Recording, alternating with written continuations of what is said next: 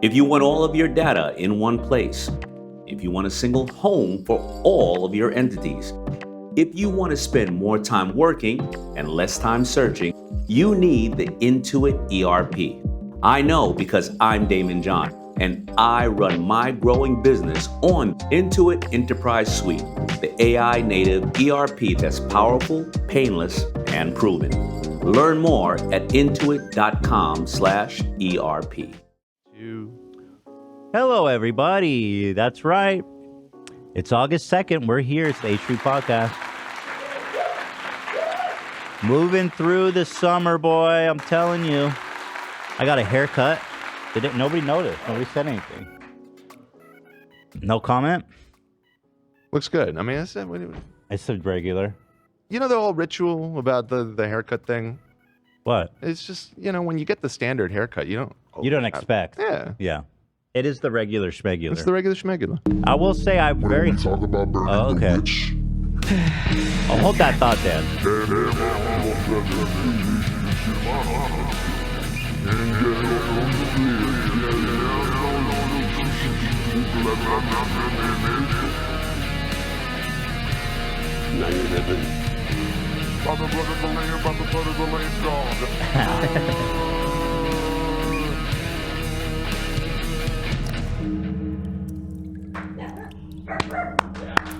A little demonic opening for our Christian fans. Apologies for the spooks to all of our Christian fans there. Getting a little demonic there for a minute. Man, it is Wednesday. That guitar was sick, Zach. Thank you.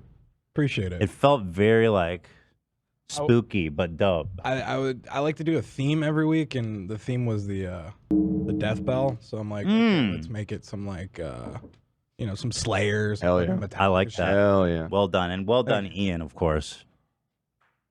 On the visuals. Visual art. Yeah, so I got a haircut. I'm very happy, I was saying, with the length that she did. Usually it's usually too short, but I think she nailed it. So God bless to her. You can really see my hairline and all of its glory. And that's important. Mm-hmm. Today's episode is sponsored by GamerSupps and Stamps.com, who we love. Thank you. And thank you to our members who make the sun rise and fall on the H3 Podcast Empire. Thank you guys so much. Members get a live episode every Tuesday. Crew reaction to lore videos. That's maybe that one's debatable. Yeah. Access to Discord is not debatable. Get to participate in chat and polls, and you get early access to live show tickets. The new one's about to go up soon, I think. That's what it is. As you can tell from the title, the Demi Lovato crime family has taken to Twitter. She responded to our show on Monday, the sister. And we had a little bit of a back and forth on Twitter, I have to say. The Lovatos.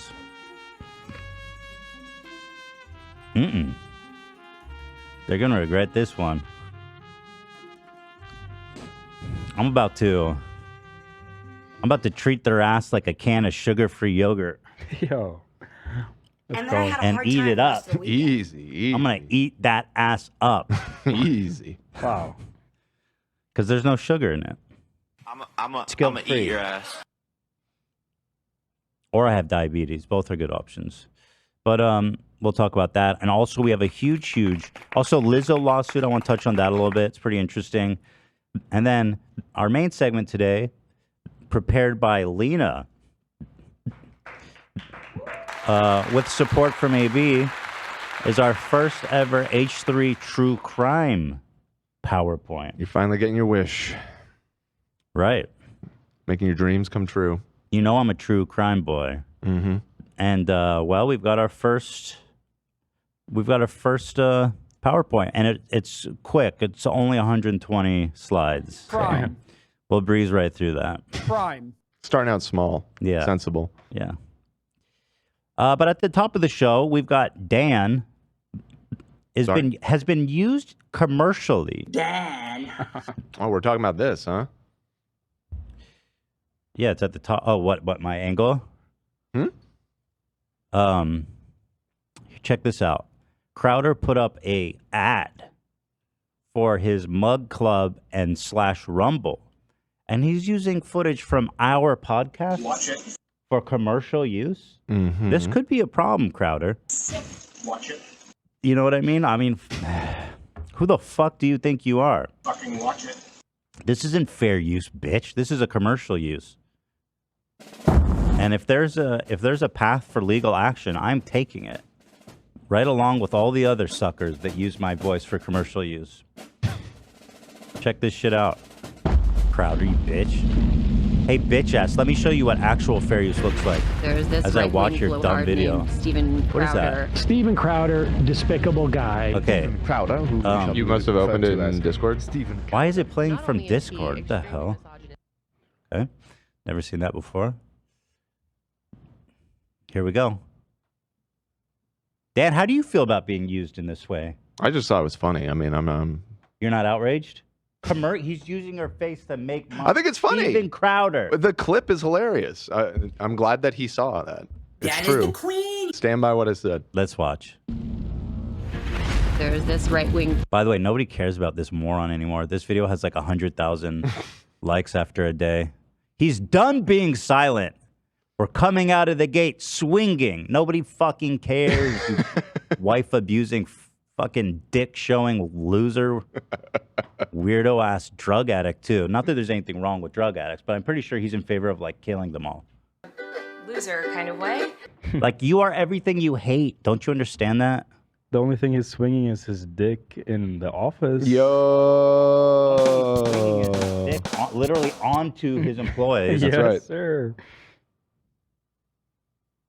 Blowhard named Steven Crowder. Steven Crowder, despicable guy. Shout out Sam. Steven Crowder, who didn't show him. Referred to as Right. only one he didn't Not show. only is he Ah, that's funny. That is A little true. That was interesting. intentional. That was absolutely A intentional. little bit interesting. Although he gave him a want nice scare. plug.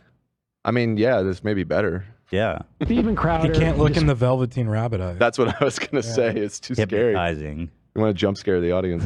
Despicable guy. Steven Crowder, who shall be referred to as Steven Cowarder. not only Steven Cower or Coward? Damn, dude. Steven's wife cowers from his abusive language. Yeah. Watch it. Steven, okay. extremely misogynistic I won't go on and on. and sexist. He's also homophobic. He's a disgusting garbage human being. Has been his brand from the very beginning. Just go look at the titles of that guy's videos. Like, he's like the king That's you. of like saying horrible, offensive shit. There's some. Dan, you're famous. That's fucked up. Dance, we're love. He's the I king. know him. He's the king. What can I say? I know him.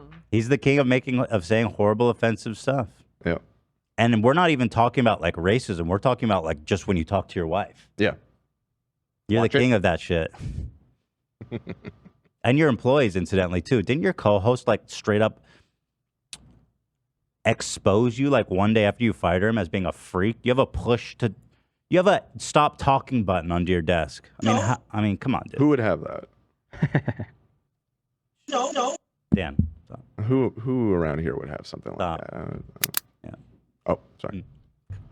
Stop. Sorry. Pipe down. Videos. Like, he's like the king of like saying horrible, offensive shit. There's something. That's pretty badass that you got a nod in this, though. I just noticed that they were bleeping the swear words. He always does that. Yeah, racism is Family great. friendly. Minor curse words, that's gonna cause us problems. Like, he's like the king of like saying horrible, offensive shit. There's something. There it is. So I'm considering legal action. He's gonna go I am. so ballistic. Here's if the he gets thing. The letter from Good, your let him go lawyer. ballistic. You don't have a right to use my shit for commercial. If you want to make a ha cute video like look at these morons, that's fine. Mm-hmm. No. But Crowder, you homophobic and also Yeah, no, he's definitely gay. Let's just rip that Band-Aid off. Come on, people. Yeah. At this point, well, he said he had a bi. that's it. We know from him that he's at a minimum bi, and he Yeah, we don't have to go over all the evidence. Okay, so he's homophobic and also gay. He's a drug addict who hates drug addicts. Right. He is a racist freak, a miserable, self-hating loser, a self-sabotaging loser who had $50 million on the table. A transphobe who might be a chaser. A transphobe who can't stop dressing in drag, frankly. Yeah.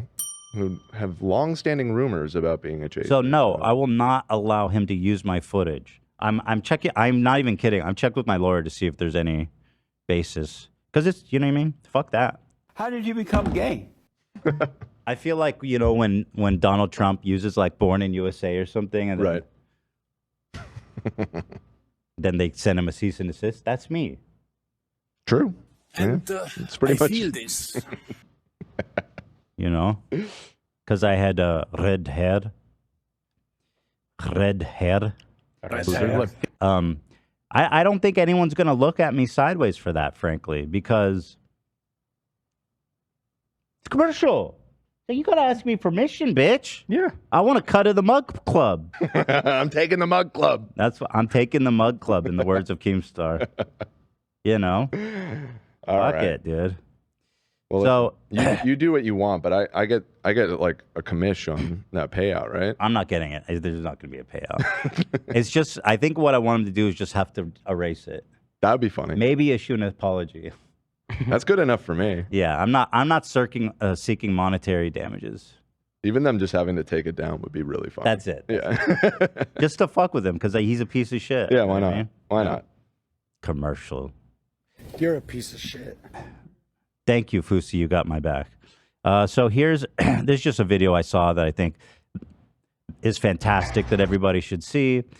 You know, we give the police a lot of trouble out here on the show. We say, I mean, we do say ACAB and fuck the police and all that, but here's an officer, a public servant, who is testing the safety of these public slides for the betterment of his community. And I applaud him for that.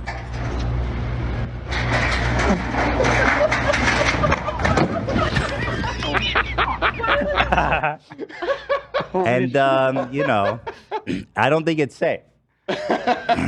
No, he did something. You think he fucked up? How did he get that fast? How did he end up on his stomach? He's already, he was like passed out. He was like total He's ragdoll. limp by the time he comes out of the hole. No, he must have like done something crazy crisscross in the tunnel. Oh, fuck me, dude. How? Oh, shit. That is the best thing ever. He stands up, opens fire on the... Right. That's right. Dumps a mag on it. We need backup. Officer down.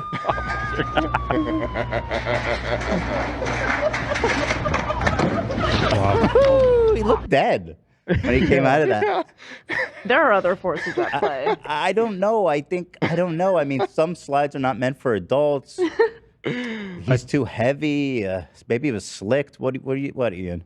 I think that the pig had too much bacon grease on him. Oh, got him. This is a Boston police officer. Come on, piggy. Woo, woo. Let's go. This is in Boston. Is it Boston, you said? Yes, sir. Yeah. Too greasy there, huh, bud? Oh my God, next time you go home, you have to take a video on the slide. That's true, Cam. I will. Go down that slide, and I want to see. Yeah, I want to see what really happens. I tried to go down the giant slide in Detroit, but they closed it down. Yeah, someone sued them. Oh, the one that we watched where people are just flying off of it all the time? Somebody sued him. Yep. Yeah, what a shock. I'm surprised that didn't happen sooner, frankly. Yeah. Shame. I would have loved to see you on that. I'm sure you would. Hanging out on the giant slide. Wasn't there a song? Didn't we listen to a giant slide? Yeah. Yeah, the giant slide. Yeah. Detroit. On the giant slide. You could break your neck on the giant slide. That's right. Well, here Boston has its own very own giant slide. Dude, he doesn't know where he is. He doesn't know what happened. Dude almost grinded the side of that thing. Oh, God, that's funny. I mean, based on the way he flies out, I assume he hit his head on the slide. Dude, he was fast. Like, he's definitely bonked his head a few times. What the fuck? He was sliding down like this, which is so crazy. Well, it seems like he's up there for too long. Like where? No, he's like flipping or something. I don't know what his plan was. He but he did slammed something. this wall. He slammed this wall. Okay. That's what you're hearing. Yeah.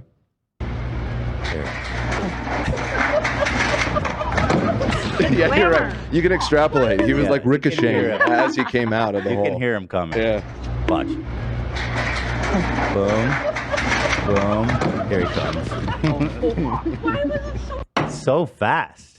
Can we fly you out there for an investigative report, Cam? I would love that. I'm so homesick. Or fans in Boston maybe can do a.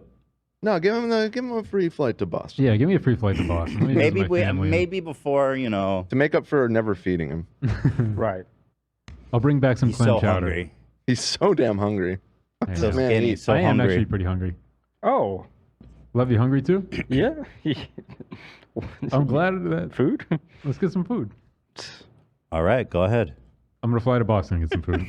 Boston Market. But if there's fans in Boston who want to take a video of this, I'd love to see it. That would be great. It's at Boston City Hall. There it is. Thank you, Cam. The Bostonite. That's right. One more time.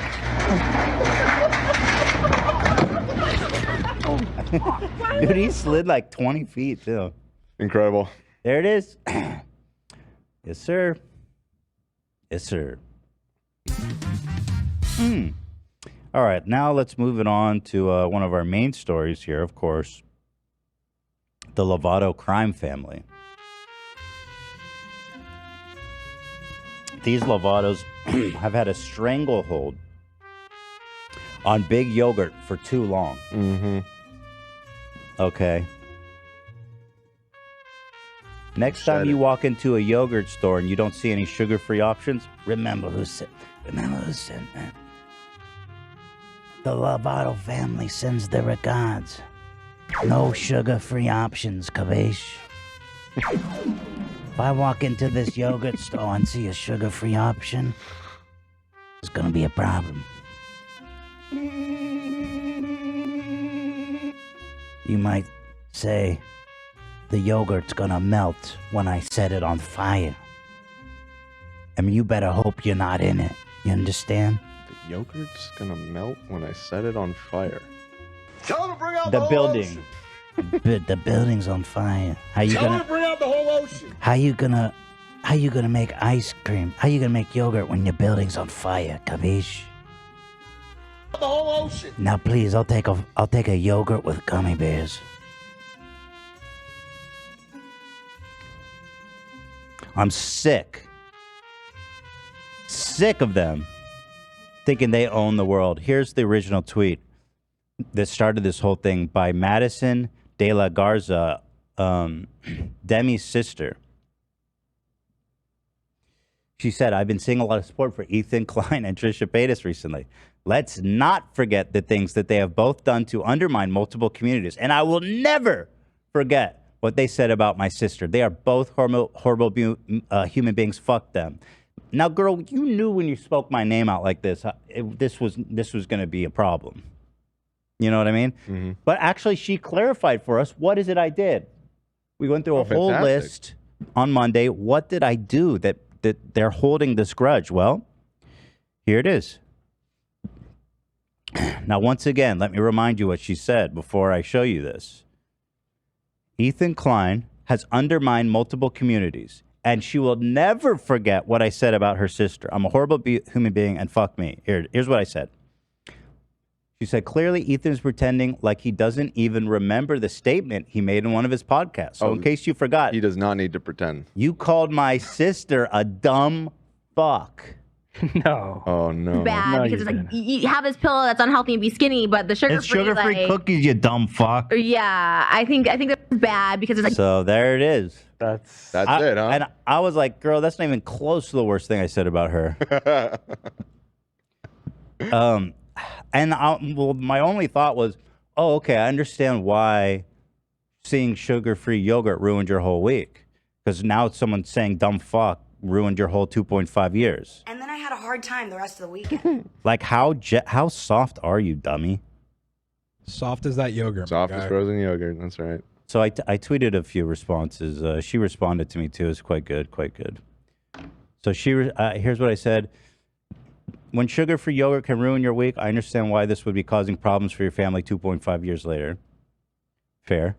Mm-hmm. She said, I respect anyone's opinion on the situation. Not really. What's the like the yogurt? Yeah, the yogurt situation. Dude, what? What?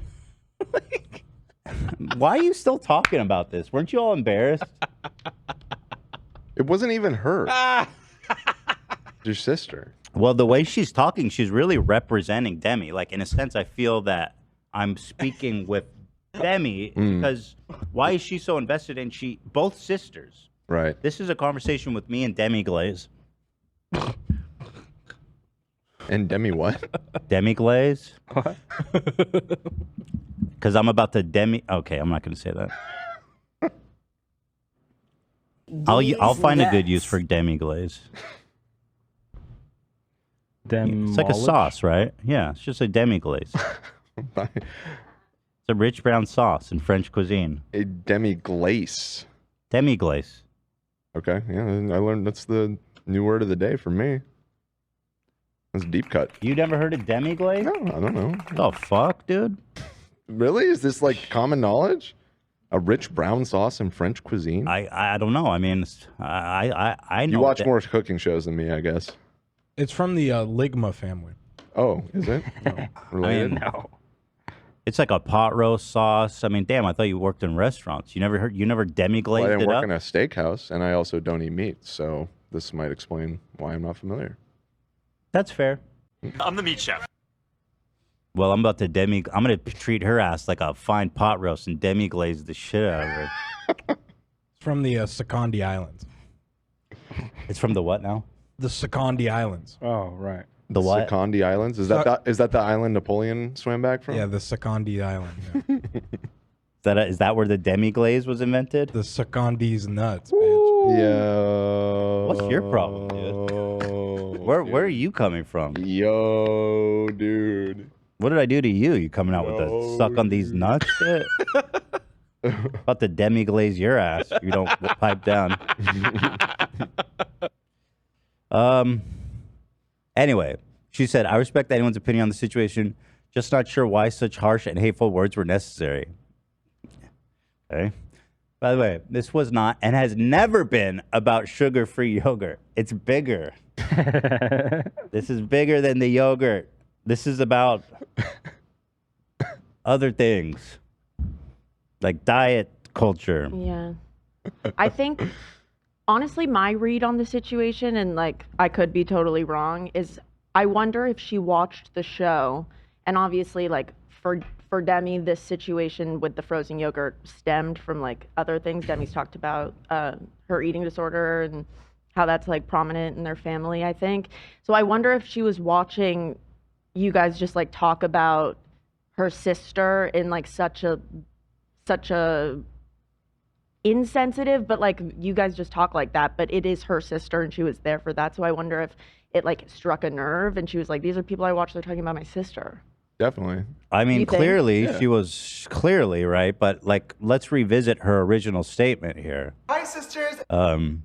She said, oh, by the way, she said, for anyone who's worried about how thick my skin is, this has been my whole life. I'm fine. Let the cards fall where they may. Not my problem. Right. It's your sister's problem. She's got to deal with the yogurt allegations again. Now, is she like in the public eye? This She is actually. She's does. She seems, did acting growing up. Let me see what she's up to today.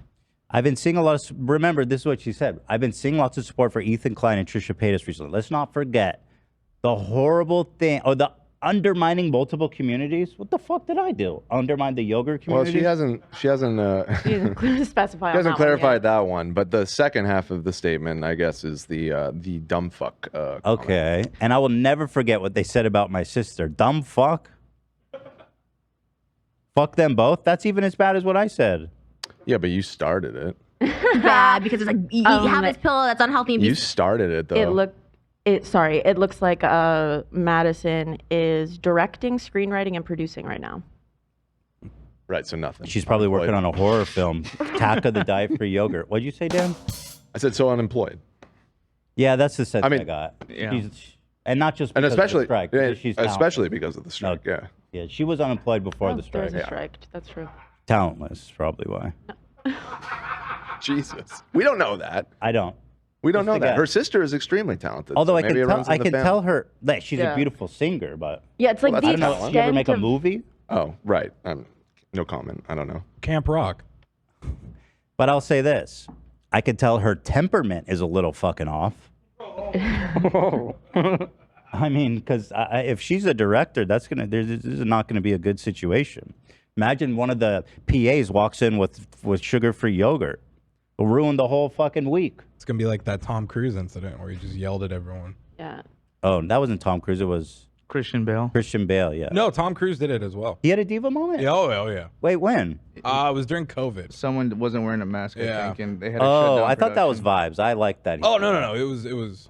Yeah. That was dope. Yeah. The Christian Bale one was a little wild. Yeah. I think the intense emotional response is pretty indicative that she was a fan for sure. You think she's a fan? I think that she was, and then it was hurtful when she heard the people she That's loved. what Olivia was trying to say, is that she was watching it as I a imagine at the fan, and then time. suddenly her sister's catching strays, and she I gets see. And upset. yeah. I am her biggest fan. I see. Okay, but still, it's 2.5 years ago. What the fuck? Yeah. Move on, Madison. And the other sister quote tweeted it too. But there was another response that I leveled against her.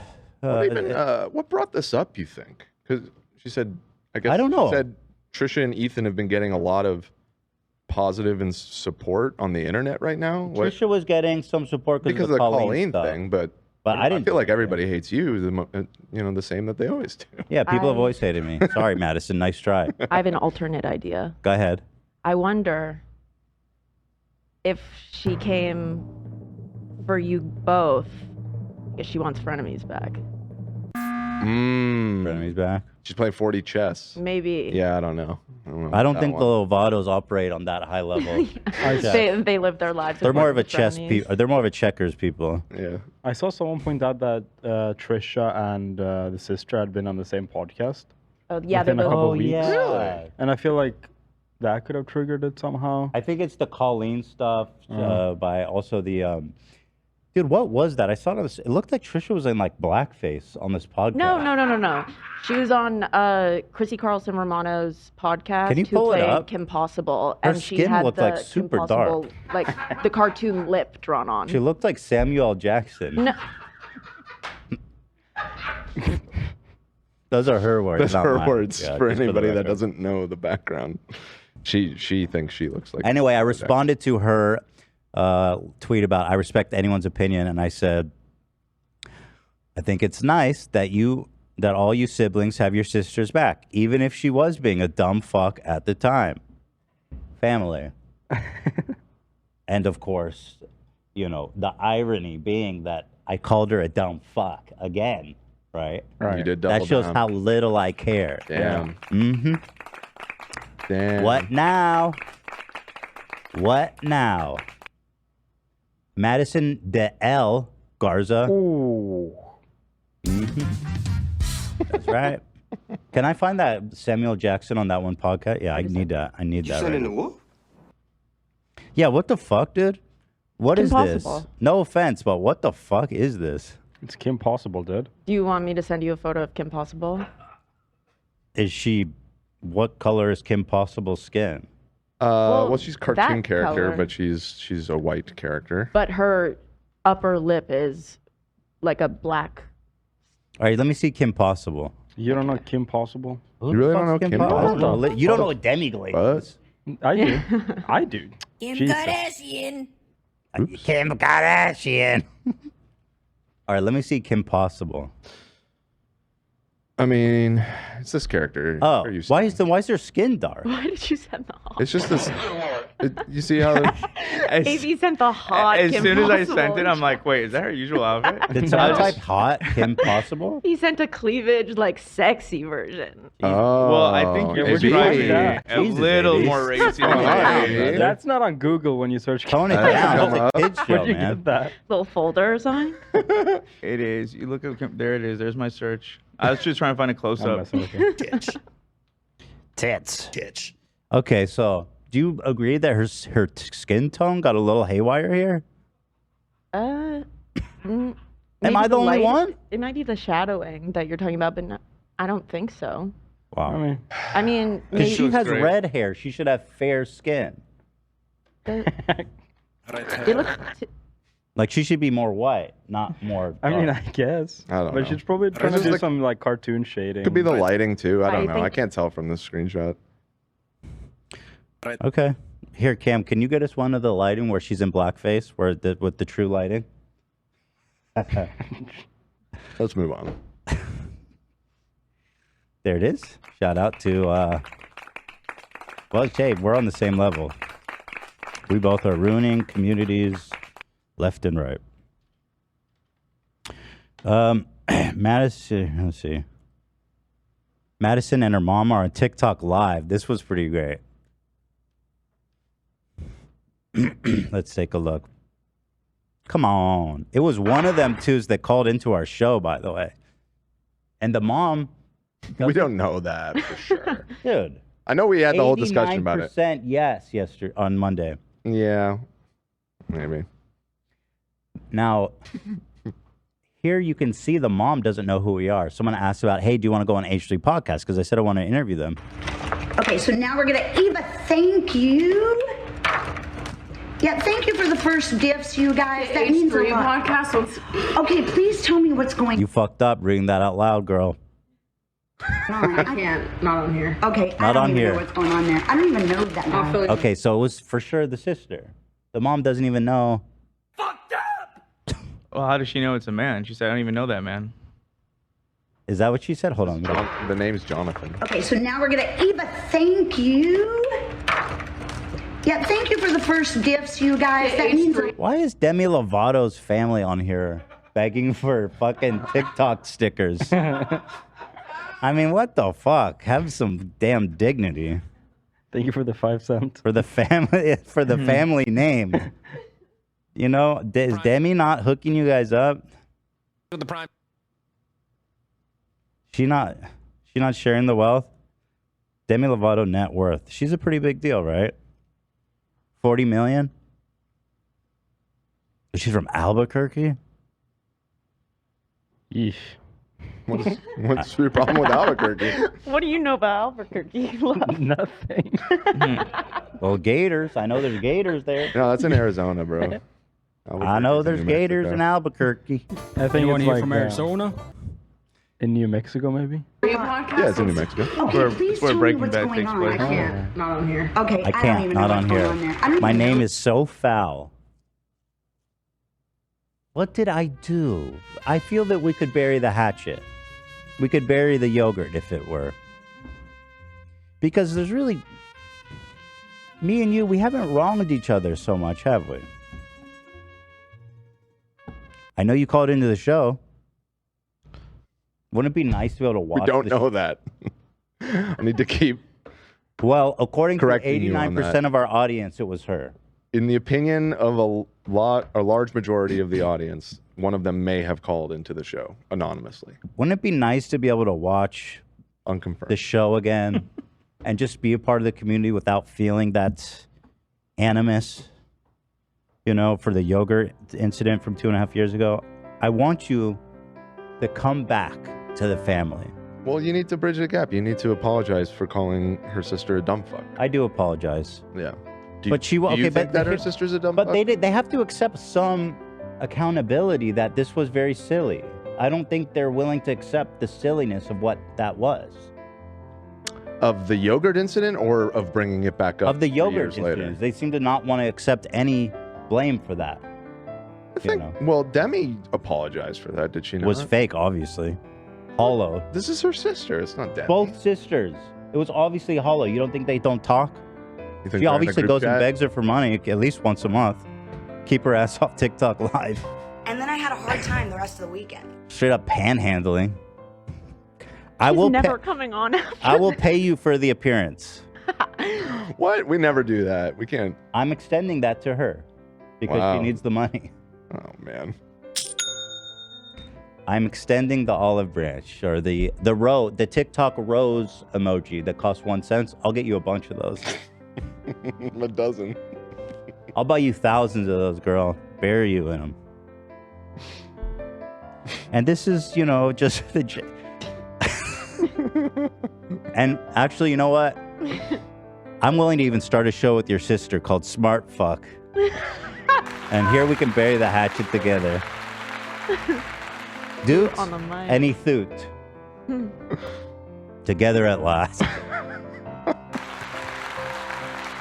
It's a heartwarming tale of redemption and friendship, unlikely places. Take the yogurt, leave the sugar free. Why does this look like James Charles? Oh my God. That's Kinda literally cute. James It Charles. does, yeah. A little bit. Whose face is that? Is that Demi? That's Demi. Yeah, Why is it James Charles though? So embarrassing. Just the makeup Oh, yeah. makes it similar.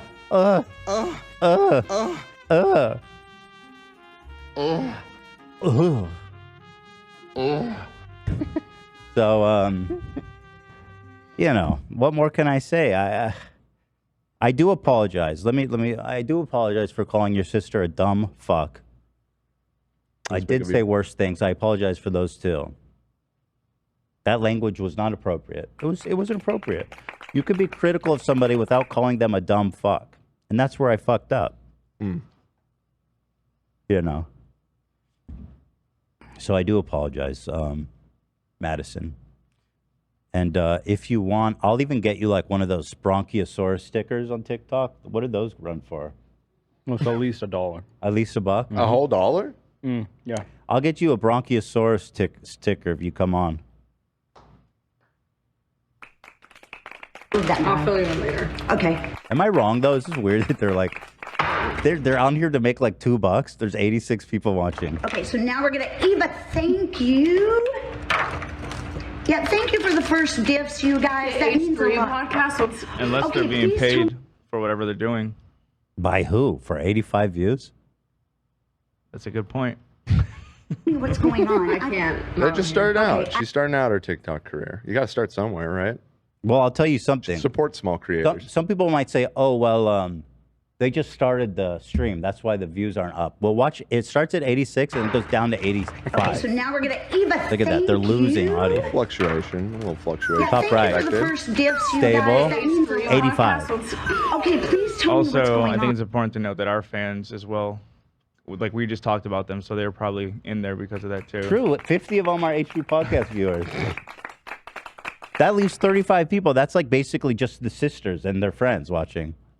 I can't. Not on here. Okay, I don't even know what's going on there. I don't even know that guy. I'll fill you in later. Okay. Yeah. It did go up back to 86 at the end, so maybe I'm wrong. Maybe I'm wrong. All right, I'm glad we covered that. The Lovato crime family. I'm coming for RICO charges. I just love that phrase. Cracks me up every time. Y'all been racketeering this game for too damn long. They should open a yogurt store. Just no sugar, free. Only sugar. Only sugar yogurt. Fuck diabetic people. Diabetics not welcome. That's what I'm waiting for. All right, let's do our ad. We'll come back. We'll talk about the ads. Whoa. There's 2 ads. And we'll talk about the Lizzo thing, and then we'll jump right in to the horrific world of H3 true crime. And who couldn't be excited for that? I love true crime. I'm looking forward to this. Why do these people look so similar?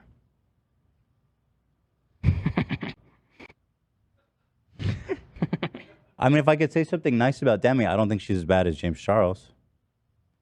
Right. If I had to save one, I'd save her. Right. If you had to save one, you'd save her, but because we love her more.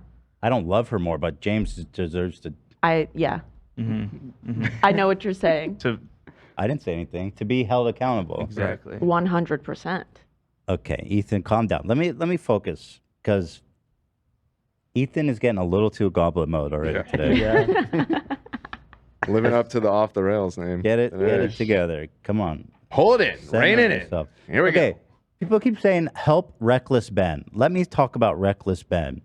This guy put up a video about, what's the name of that haunted house? I've watched all about it. I know all about that guy. McCamey Manor. Okay, yeah. This guy is an absolute freak, and he should probably be in jail. So this guy made a video about it, and he put out a video. He says, Ethan, please contact me. Let's get in touch so I can help you. And I says, okay, cool. I'm going to contact this guy. Go on Twitter. Does he or I don't know if he had his, I don't think he has a Twitter. So I went on Instagram. He doesn't follow me on Instagram. I have no way to contact him. I literally went to each option for him. And I have no way to contact him. You know what I mean? I'm out of the loop on this. Why does he need your help? His video got taken down for I see. graphic or being too graphic. Got it. But I guess the original videos stayed up, and he's saying, what's the deal? And I was going to send the URL to my YouTube reps, but I need the original URL, which only you have. So how am I supposed to help you? Is this him? Help me help you, dude. What? AB maybe found an Instagram account? Yeah, he's on Instagram. He doesn't follow me. Oh, so you can. I see. I can't DM him. His are open. Maybe he just opened them, but his are open. It says. Oh. Open. So what? I mean, but that's not. Right. How's he even going to see it? He doesn't. You know what I mean? Yeah. I mean, I can message him. Hey, you here? It's literally just goes into the ether of every fucking person. He'll probably see it now. If Yeah. we talk about it. I just thought that was funny. I've never been asked for help and then had no way to get in touch with them. Yeah, I'll send it to my YouTube Reddit. I just need the URL. There's his email too if you need it. Capiche?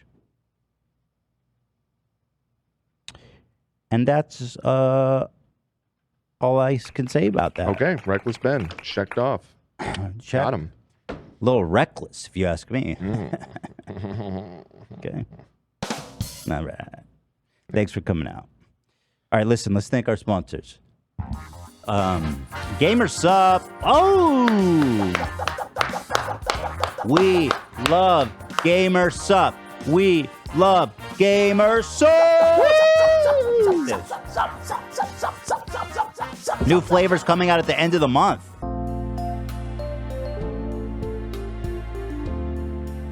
Should I not do that? No. That was, I'm not supposed to do that, right? Yeah, or don't do do I it. always do that? You're not supposed to. Always. Yeah. do that. Okay, where were we? By the way, I was watching the show where we did the 4 buttons. It was so funny. It was just such a disaster. And just enough explanation got through that. Yeah, it actually was coherent. Yeah, it was way more coherent than I expected. It's so perfect. You're like, oh, there's this video we can't show, and then it cuts. Yeah, exactly. The last thing you said is we love Gamer Subs. We have a new flavor coming out. Oh, thank you, AB. Yeah. We love Gamer Subs. We got a new flavor coming out at the end of the month. It's our flavor. Yeah. And this is tested by everybody here, formulated to perfection. Yeah, we had a whole little focus group. We went back and forth with them, like 3 or 4 We sent it back and said, this isn't enough. Not good enough. They sent it back. They sent a line. I snorted it. Just kidding. Don't do that. Don't do that. Not endorsed. Do I need to hit the button again? No, you're fine. Do not snort Gamer Subs. Drink it. It's a drink. It's a drink. Do not do that. But the flavor is good. You don't even have taste receptacles in your nose. Be a waste. You don't even have to think about it, dude. Yeah, that's coming out the end of the month, man. I'm so excited. But until then, you got to get your Gamer Subs in. I'm talking, this is the one I always hit is Black Cherry. And you can't miss with it. It's good. I know y'all have your own flavors though that you like. Blue Raz. All different flavors. Mango Meta. Mango Meta? Do we have the pina colada here? I really want to try that one. Yeah, they sent us like everything. Has anyone tried the pina colada? Everything. I've tried the pineapple one. Yeah, I've had Different. pineapple, but not pina colada. Can I get a pina colada? You like pina colada? I love pina colada flavor. Yeah, me boy. too. I don't know if we have it. Oh, we'll see. Yeah, but you know, we're gonna have our own cup coming out too. They have a ton of cup options. They all have really cool art shakers, so you can shake it up. It gets all fully dissolved. Cheers, my dude. Anyway, Gamer Subs is a fantastic sponsor. We love them, so please support them if you're in the market for some kind of energetic beverage, gamer. They have caffeine-free supplies, options too. Caffeine-free options, Hydration, drinks. Go to gamersups.gg and use the code H3 to get 10% off your order. Nice. Go to gamersups.gg and use code H3 to get 10% off your order. Thank you so much to Gamersubs for sponsoring us. Thank you. Nice song, Zach. Like that one. Should we keep it going for the other ad? Sure. Let's roll on through. Groovy. Here's another one. Stamps.com. Oh, yeah. One of the best sponsors. I am so loyal to Stamps.com. The best. Please support them if you're in the market. If you're running a small business, or a big business, or you just mail a lot of stuff, Stamps.com is going to revolutionize your life. Okay. Stamps.com has gets it because they've been in business for 25 years, helping over 1 million businesses. Do the math on that. That's a lot of business. That's a lot of business. You know, and you can, and now with Stamps.com, it's going to save you so much time and so much money. You can focus on your business instead of shipping, which is such a nightmare, dude. Here's what they do for you. All you need is a computer and a printer. They'll send you a free scale, which is, that's all you need to get started. Yep. So you take the package, you put it on the scale, you print the postage. Done, dude. Done. And then you could drop it off at the post office, or you can even schedule a pickup. Are you freaking kidding me? Like, you don't even have to do anything, dude. You put it in your mailbox, do it at mail drop box. Why would you not use this? And if that's not a good enough reason, here's another one. Stamps.com has huge discounts, up to 84% off USPS and UPS rates. Whoa. What was that number again? 84%. Because they do such crazy volume, million, they can negotiate massive discounts from the carriers. Right. Not sure. I like it. Plus, Stamps.com automatically tells you your cheapest and fastest shipping option. Love it. 25 years. Love ya. Stamps.com has been indispensable for over 1 million businesses. Get access to the USPS and UPS services you need right from your computer anytime, day or night. No lines, no traffic, no waiting. So, set up your business for success when you get started with Stamps.com today. Sign up with the promo code H3 for a special offer that includes a 4-week trial, plus free postage, and a free digital scale. There's no long-term commitment or contracts. Just go to Stamps.com, click the microphone at the top of the page, and enter the code H3. Thank you so much to Stamps.com. Thank you to our sponsors. Please consider supporting them. It's something you need. Thank you. All right, let's go. We don't have pina colada. I guess, can we buy it? We don't have pina colada. Or ask for it. We could buy it. Yeah, you could buy it. Use code H3, though. Use code H3, 10% off. All right, so we talked about Lovato crime family. Wait, no, there's more. There's more. The brother or cousin started following everybody on Instagram. How did you notice this, Olivia? Was that you? Yeah, I saw it in my notifications when I woke up, and I was just like, I know that last name. You think he's spying? Or do you think he wants to connect? Maybe he wants to connect. I don't know. Does he want to parlay a deal, a piece? Parlay a piece, between the great crime families? I mean, between the family, the H3 family, and the Lovato family? It could be something beauty. So he only follows 880, which isn't like insane. What was this? That's to show that Demi follows him. Demi follows him. Yeah. And he followed. All of us. Did he? He followed everybody. Yeah. Yeah. Then if he did that, he wants someone to reach out. I think no. I can totally reach out if you want me to. Just say, hey, what's up? Just say, hey, what's up? Yeah. He might think that I'm trying to flirt. I think it's no. You work If I for just say, hey, what's up? just say. You want a guy to message you? No, but I can be like, hi. Hey, girl. Don't say, hey, what's up? You could use more tact than that. All right, I'll think about it. Just say, it's about time the two great crime families come together at last. Should I send a voice note at you? Now there is a peace between us. Our coverage of this great state has increased twice. Our income is higher than ever. We've removed all sugar-free options from every yogurt store in the state. And yet still, there's a problem. Her name is Demi. She says she's gonna bring the sugar-free. Gotta do something about this Demi. This Demi Glaze. All right, yeah, just send him a message. and transcribe that. I did. It's already sent. Oh, yeah, here it is. He followed Ian, Olivia, Sam, Hila, Lena. Did he follow me? Let me look. He follows literally all of us. Yeah, he followed. Yeah, and Teddy Fresh and H3 podcast. Yeah.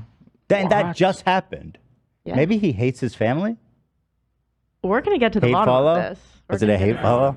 But this is so. It's like there's so many interesting developments in this story. They're making it so juicy for me. All right, shout out Braden. Let's go, my boy Braden, my boy. Friend of the show, Braden De La Garza.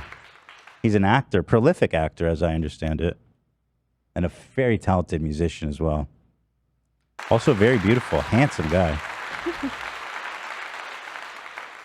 Oh, he is. Yeah, you said cousin, right? Brother or cousin. is Cousin. What I said. I'm reading cousin. Yeah. Oh, so he might We be. just knew he had the last name. Right. He's a cousin. He's got to be a fan if he followed all of us. Because why would he follow the show? He's looking for first contact. All right, I'll give it to him. Mm-hmm. Show us. Go on. Oh, Somebody said, Braden, are you here right now? That's a good question. Braden, are you here right now? like a Ouija board. Yeah. All right. Well, there it is. All right, let's talk about this Lizzo lawsuit. Now, I thought Lizzo was beloved, but it seems like there's a ton of people who are like, I finally get to hate Lizzo publicly. I feel like there are a lot of fat-phobic people who are using this as an opportunity to be fat-phobic. But Lizzo deserves all the canceling and without the fat phobia because it's the least of her worries. You know what I mean? Well, apparently she was, according to this, fat-shaming some of Which is her crazy. dancers, which is pretty awesome, to be honest, in terms of, irony. Yeah. But I think it's important to remember that I'm not even going to say it, actually. It's important to remember that because... Hold on one sec. Let me send you a note, Dan. This is never good. What do we got?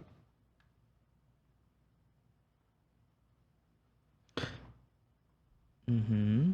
But that's fair. I can say that, right? Doesn't undermine me. Right. Could that be used against me? I don't think so. This was not nearly as offensive as I thought it was going to be. Yeah, so it's important to remember that these are just alleged, right? Mm-hmm. These are just some former employees that are alleging some pretty wild stuff. Right. Although by all accounts, it does seem like she's a giant B word.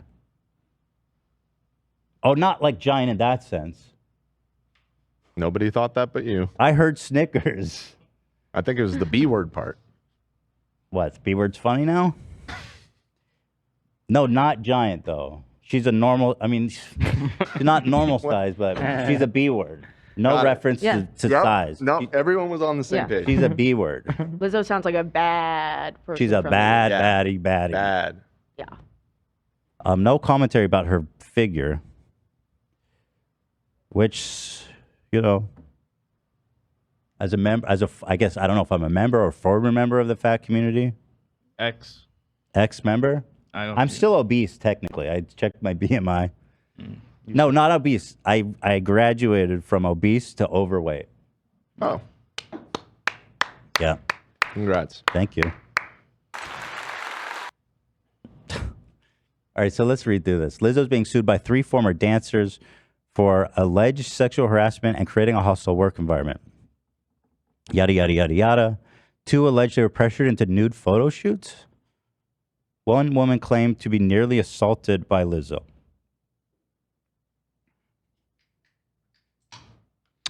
Complaint was filed in L.A. Her production company is Big Touring Inc. Can I? So, but okay. I'm not. I mean, in her own business, it's Big Touring. Yeah. So I can acknowledge that she's big. Yeah, there's no secret. There's nothing wrong with it. It's just that she is big. Because when I said giant, then you all said I went too far. Nobody. That's not what happened. Okay. I'm gonna get in trouble today. I can Yeah. tell. On one. Simmer down. Reel it in. Tone it down. Bring it down. It's rewind time. Bring it down. All right, let's see. The various allegations by the defendant, they claim sexual and racial harassment, disability discrimination, assault, and false imprisonment. Did we ever find what the hell the false imprisonment was about? I've been Googling around. Olivia has a decent theory of what that's referring to. I read through all the complaints. I think this qualifies as false imprisonment. Lizzo allegedly told the dancers they would have to audition again, according to the suit, leading to an excruciating 12-hour rehearsal in which Davis soiled her own pants because she was too fearful of losing her job to use the bathroom. Like, that's crazy. I read this whole thing too, and I have to. I did chuckle when I read that. I'm sorry. I mean, because I was like, "Girl, what?" But false imprisonment, and it implies that you're being imprisoned. well, she was scared that she was going to be fired if she were to leave. So I wonder if. But they're Right. That stretching was her. what I was thinking too. Can you falsely? Okay. I see what you're saying, Ethan. Yeah, because they could still they still have the choice to leave. So Well, it doesn't- that's a yeah. really strong charge. That's like a crime. State of being imprisoned without legal authority. Yeah, That's like saying, I'm blocking the door, you can't leave. But, you know, I mean, there's been certain cases where I can recall where people were imprisoned just by the, like in cultish behavior with like Keith Ramirez. He got charged. Is it possible, like, the more serious allegations, like, those details haven't been released, or the entire lawsuit has been released? The initial complaint is out, right? The complaint? Yeah. Yeah. So yeah, we I have read the all the complaint. info. Right, you read the complaint. Yeah, I read the then I think that's it. Gotta be it. But where was the part about, that's not funny, by the way, that she shit herself. Apparently Reddit is... Lizzo allegedly told dancers they would have to audition again, according to the suit. Lydia...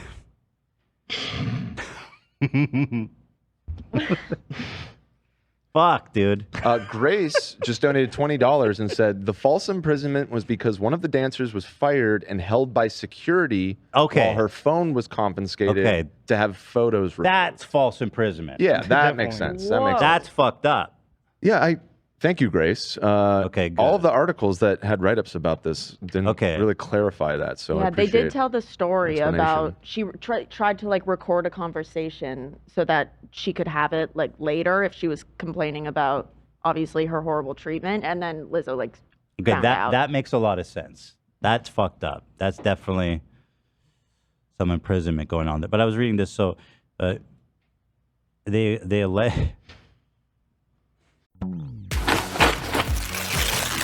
Yes! Yes! A Lego set is a gift that always clicks. And clicks. Ooh, ooh, and clicks. For kids who love to save the day, choose a Lego set. A gift that always clicks.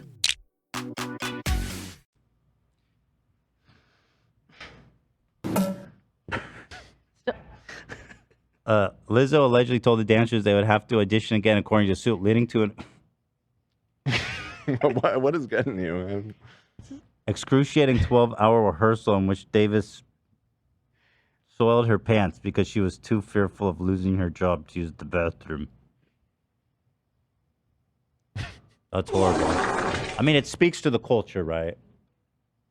But shitting pants, I mean, so like, okay, I'll pretend like it's not funny at all. It does sound like an imprisoned story, you know what I mean? Well, that wasn't the imprisonment. Yes. That was just a rehearsal. I expect you guys to shit your pants if we're mid-show. Absolutely. I just did, dude. Yeah. Yeah. No problem. No worries. No Please don't fucking fire bathroom us. breaks during the show, you understand?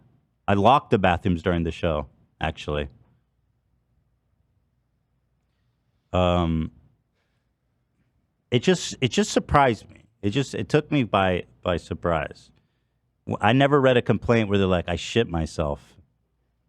And that's why Maybe it suing. to think about it a bit further, they might have like a lot of clothes on or something Right. during the performance, true. and it's hard to take off, and it's like Actually, no, there actually a better part of this was I need more. The second sentence says they gave her like a tiny little white thing to wear. That makes And you sense. could see the shit through it. Oh no. And I think that was the fucked up part. Is they humiliated her. Right. Not that she shit her pants. Right.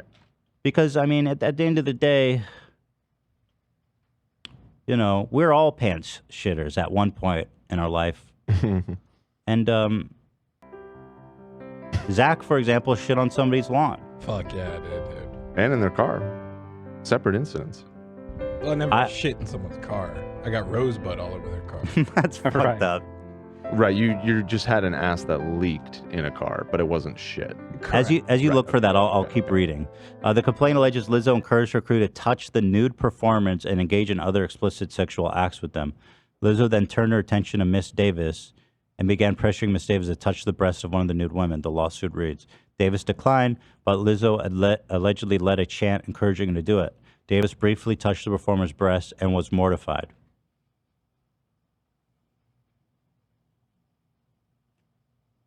That same night, Lizzo supposedly pressured a member of her security team to get on stage, and his pants were pulled down, exposing his buttocks. Yeah, that's sexual assault.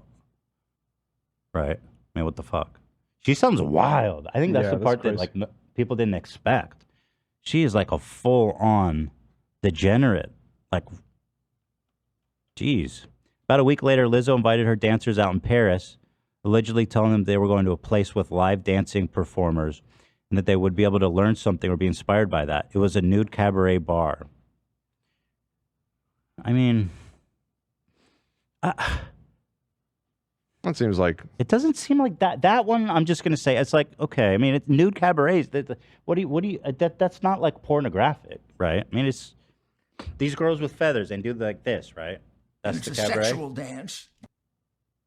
Doesn't seem, I don't know. Touring musicians going and doing wild stuff after a show. I don't, she's far from the only one to do that, right? It's not saying the behavior is okay. Some of this is fucked up, but this one seems like a little bit of a stretch. And I'm sorry, okay? I know we all want to.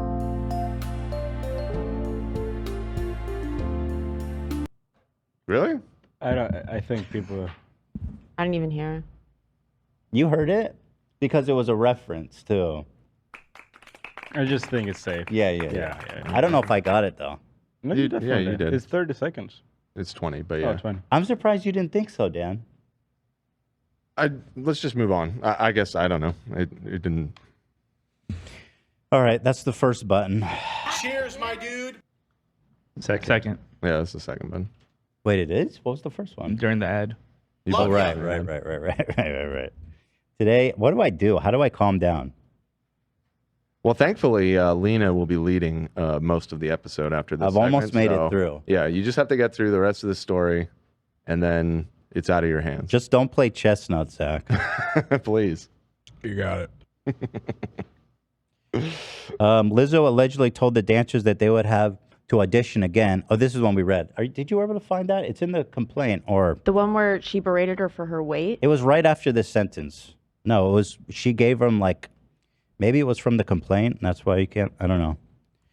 It was right after- about it's just she was given a see-through outfit with no undergarments to finish the performance. Yeah. The lawsuit alleges. yeah. Oh, yeah. Yeah. See-through undergarments. With no undergarments. See-through outfit with no So undergarments. that's probably the humiliation part. Yeah, I mean that seems pretty wild. Especially if it's just she had to, a shitty asshole humiliate still. somebody.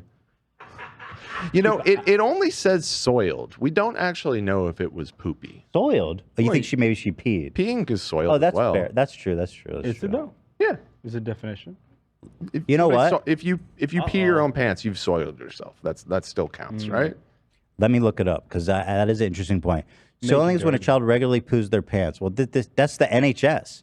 If they're already potty trained, the soiling, I think it might mean specifically pooping pants.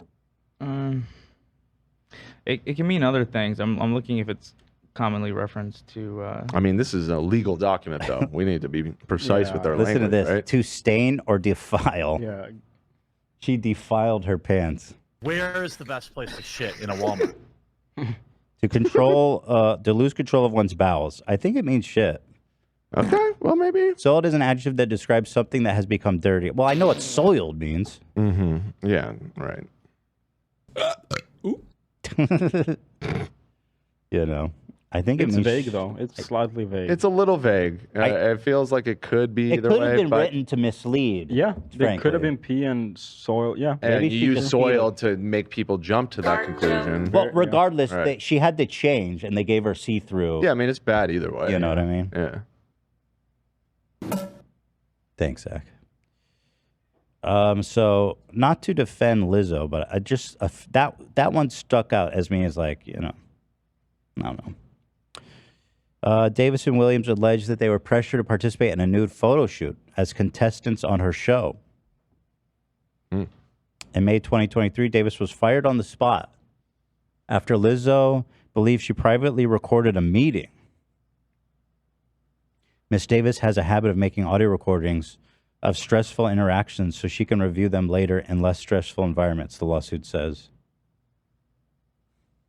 Lizzo became furious, hurling expletives at the group, and stated that she was going to go around the room person by person until someone told Lizzo who made the recording. Well, that implies that it was leaked or something, right? Because Yeah, how how would she would you know? know? And for sure, there's an NDA in place. Mm-hmm. The complaint alleges Lizzo and Quigley took turns berating Davis before she was fired. Davis claimed she was confined to a room against her will. That you certainly cannot do. Yeah, As a that's pretty security over the team top. searched her phone, you can't search your phone either, freak. It's crazy. Even the police can't do that without like a warrant. Nah. You know? But here's where it gets more interesting. A few more people came out from outside the lawsuit to speak against Lizzo. Lizzo's former creative director and one of her former dancers have both co-signed the lawsuit, saying it reflects their experiences. Check this out. Creative director? That's a pretty high-level job. Mm-hmm. Yeah. They said, I'm not a part of the lawsuit, but this was very much my experience in my time there. I very much applaud the dancers' courage to bring this into light. There it is. Wow. Echoing what that person said, I haven't been a part of that world for around 3 years for a reason. I very much applaud the dancers' courage to bring this to light, and I grieve parts of my own experience. I'd appreciate space to understand my feelings. So she definitely is a tyrant. You know? Damn. It's disappointing. She seemed nice from the Well, she limited played the amount I flute, ever. man. She played the crystal flute. Yeah. That was wholesome. I just took a DNA test. Turns out I'm 100% that B word. That's her. That's a 100% real. a B? Yeah, that's a real lyric of hers, right? Yes. Mm-hmm. Now it's become literal, I guess. Mm-hmm. I wonder if she'll play the flute in her apology video. Man, you know what? That's true. She could deliver us an even better apology. Yo, that's a good suggestion, Zach. I thought the toxic gossip train needed a little bit of flute on it. Yeah. Miss Davis was pressed on as long as she could until she eventually lost control of her bladder. Still fearing the repercussions of exiting the stage, so she pissed herself. Bladder. I called it. See? And not that it makes it better, but yeah. I do feel that. Well, it says bladder, so they say it. Okay, so she peed herself. Seemed like most people did agree that soiled leans towards poopy. It leans poopy. Should we do a poll? Do you want to do a poll on it?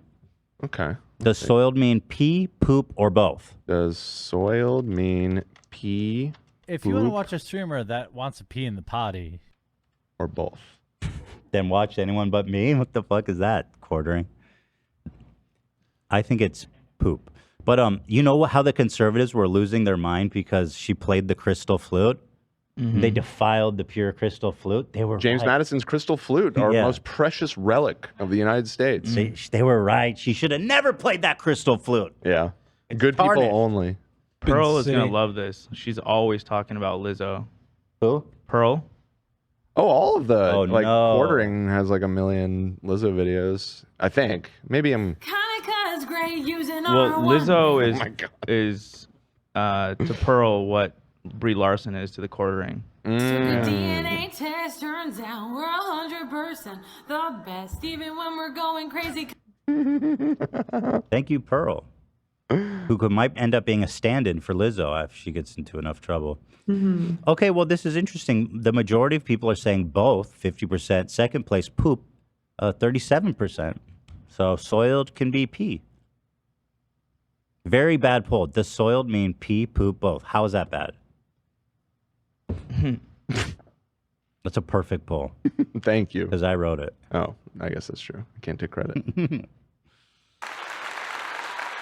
So what was the fat shaming and stuff? Because I'm interested in that. She was apparently like, that I'm interested in because it's so ironic, right? It was in that same NBC article about it was specifically. I don't think it gave specifics, at least from what I saw. It was just she allegedly would make comments about some of the dancers' weights. That's because, of course, she's like all body positivity and stuff. Yeah, that's what I think makes it so shocking and juicy of a story to people is that is part of her celebrity identity is the body positivity thing. So for her to be doing that is pretty crazy. Okay, here's the line, and I read this in the complaint, and tell me what you think. The suit accuses Lizzo of calling attention to the dancer's weight after an appearance at South by Southwest Music Festival. The singer and her choreographer later told the dancer, Ariana Davis, that she seemed less committed to her role, a commitment that suit described as a thinly veiled concern about Davis's weight. That's the best example they have? Yeah, that's a little vague, but I don't know. In context, maybe. I haven't seen. Maybe she was dropping the ball on the dance floor. Yeah. But like, She was dropping the ball on the dance floor. I mean, but like, I'm sorry, but if you're going to accuse Lizzo of fat shaming, I think you need better receipts than this. Literally said, the singer and her choreographer later told her that she seemed less committed to her role. A comment that the suit describes as thinly veiled. That was heavily veiled because I don't know why less committed necessarily means you need to lose weight.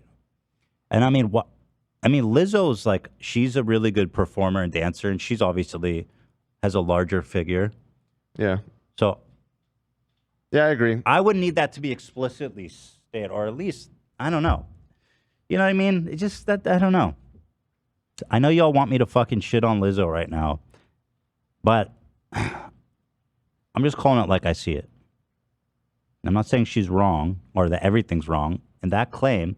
And that's the huge claim that's going out. That's the headline. Lizzo fat shame dancer. I have the whole story from the paperwork if you want to hear it. Or Sure. want it sent. Wait, what? Like directly from the lawsuit, if you want to hear it. Sure.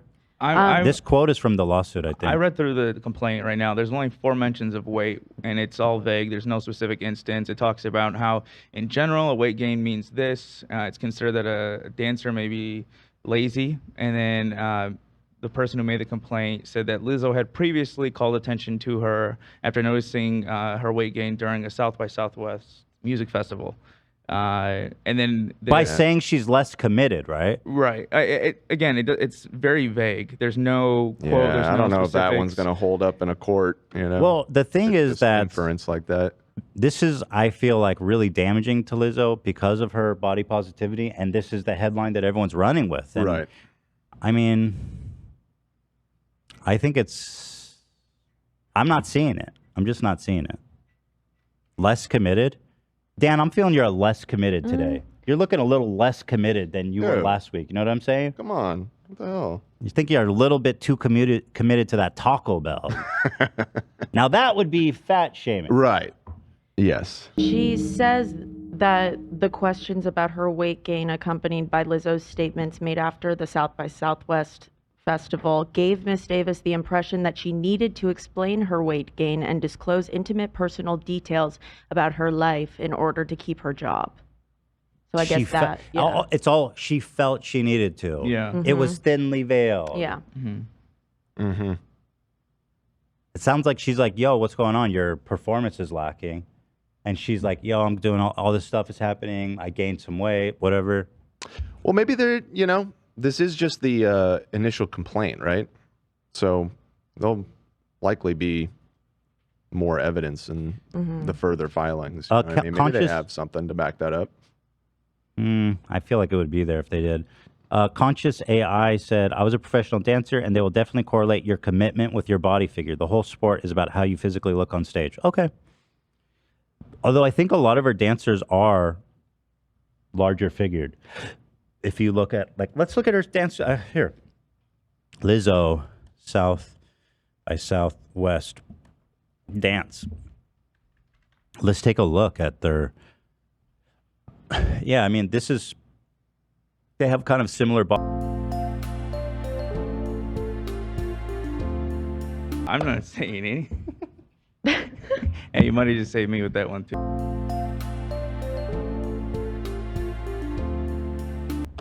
Yeah. You have. Why'd you do that? Again. All right, we're back. We're just tidying things up. Yeah. We're just tidying up. Yeah. Making sure things are tight.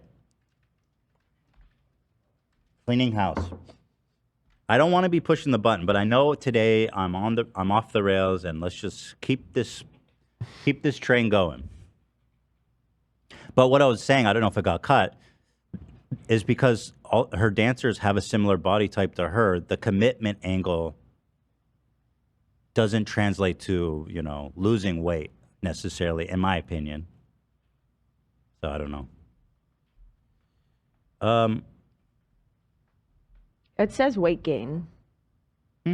She needed to explain her weight gain and disclose it. She felt she needed to. Right, but gain. Yeah. Yeah. Yeah, he was just kidding about that. Oh, whoa. Well, it was buttoned anyway, so. Oh, well, they talk about an eating disorder later, so I understand. People want you to talk about this banana thing. The original lawsuit accuses Lizzo of allegedly inviting cast members to take turns touching the nude performers inside the Amsterdam strip club. She allegedly encouraged catching dildos launched from the performers' vaginas. Holy shit. And eating bananas protruding from the performers' vaginas? That is straight degeneracy.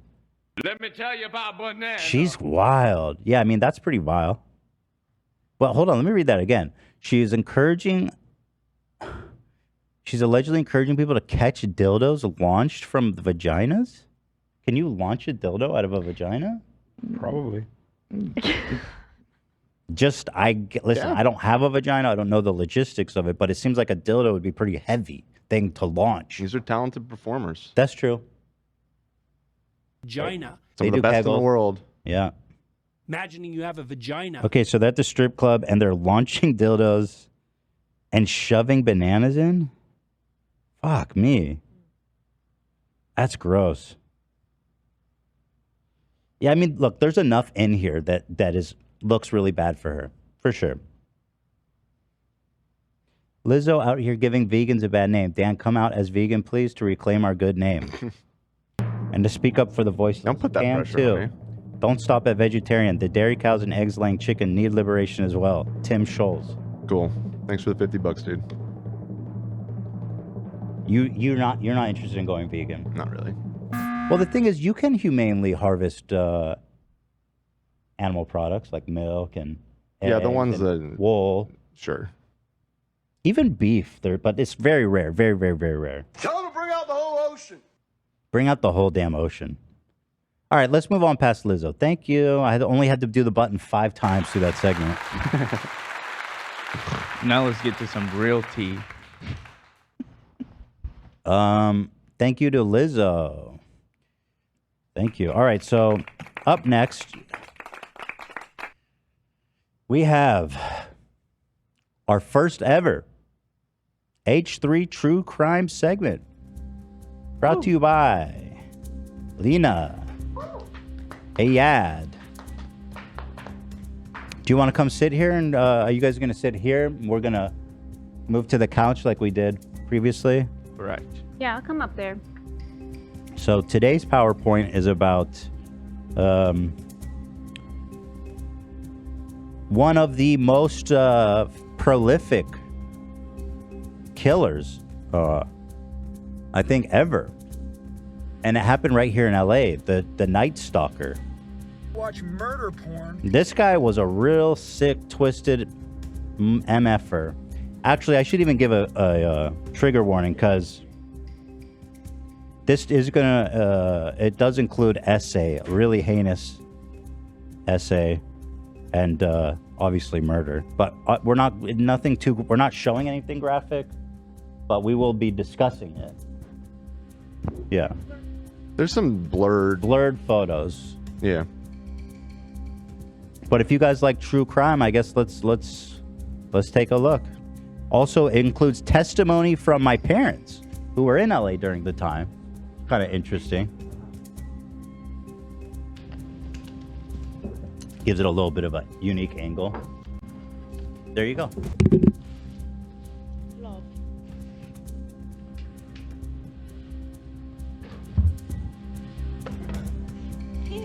Hi, thank you, Olivia. Is the glasses part of the true crime persona? Well, I wear contacts normally, so these you are my do? glasses. Yeah, and I figured I'll wear my glasses today. I love it. You look amazing. Thank you. Thank you. Beauty. Hi. Okay. Hi. Let's wait for everyone to get over here. Thank you, Cameron, for the background. Mm-hmm. Legend. All right, so as everyone's kind of coming together here, ooh, we're in prison. It's a lockdown, huh? Shredder, you're so cute. What the hell? I should move this up here at least, right, to get it started. It turns out I'm 100% that B. Bitch. Turns out.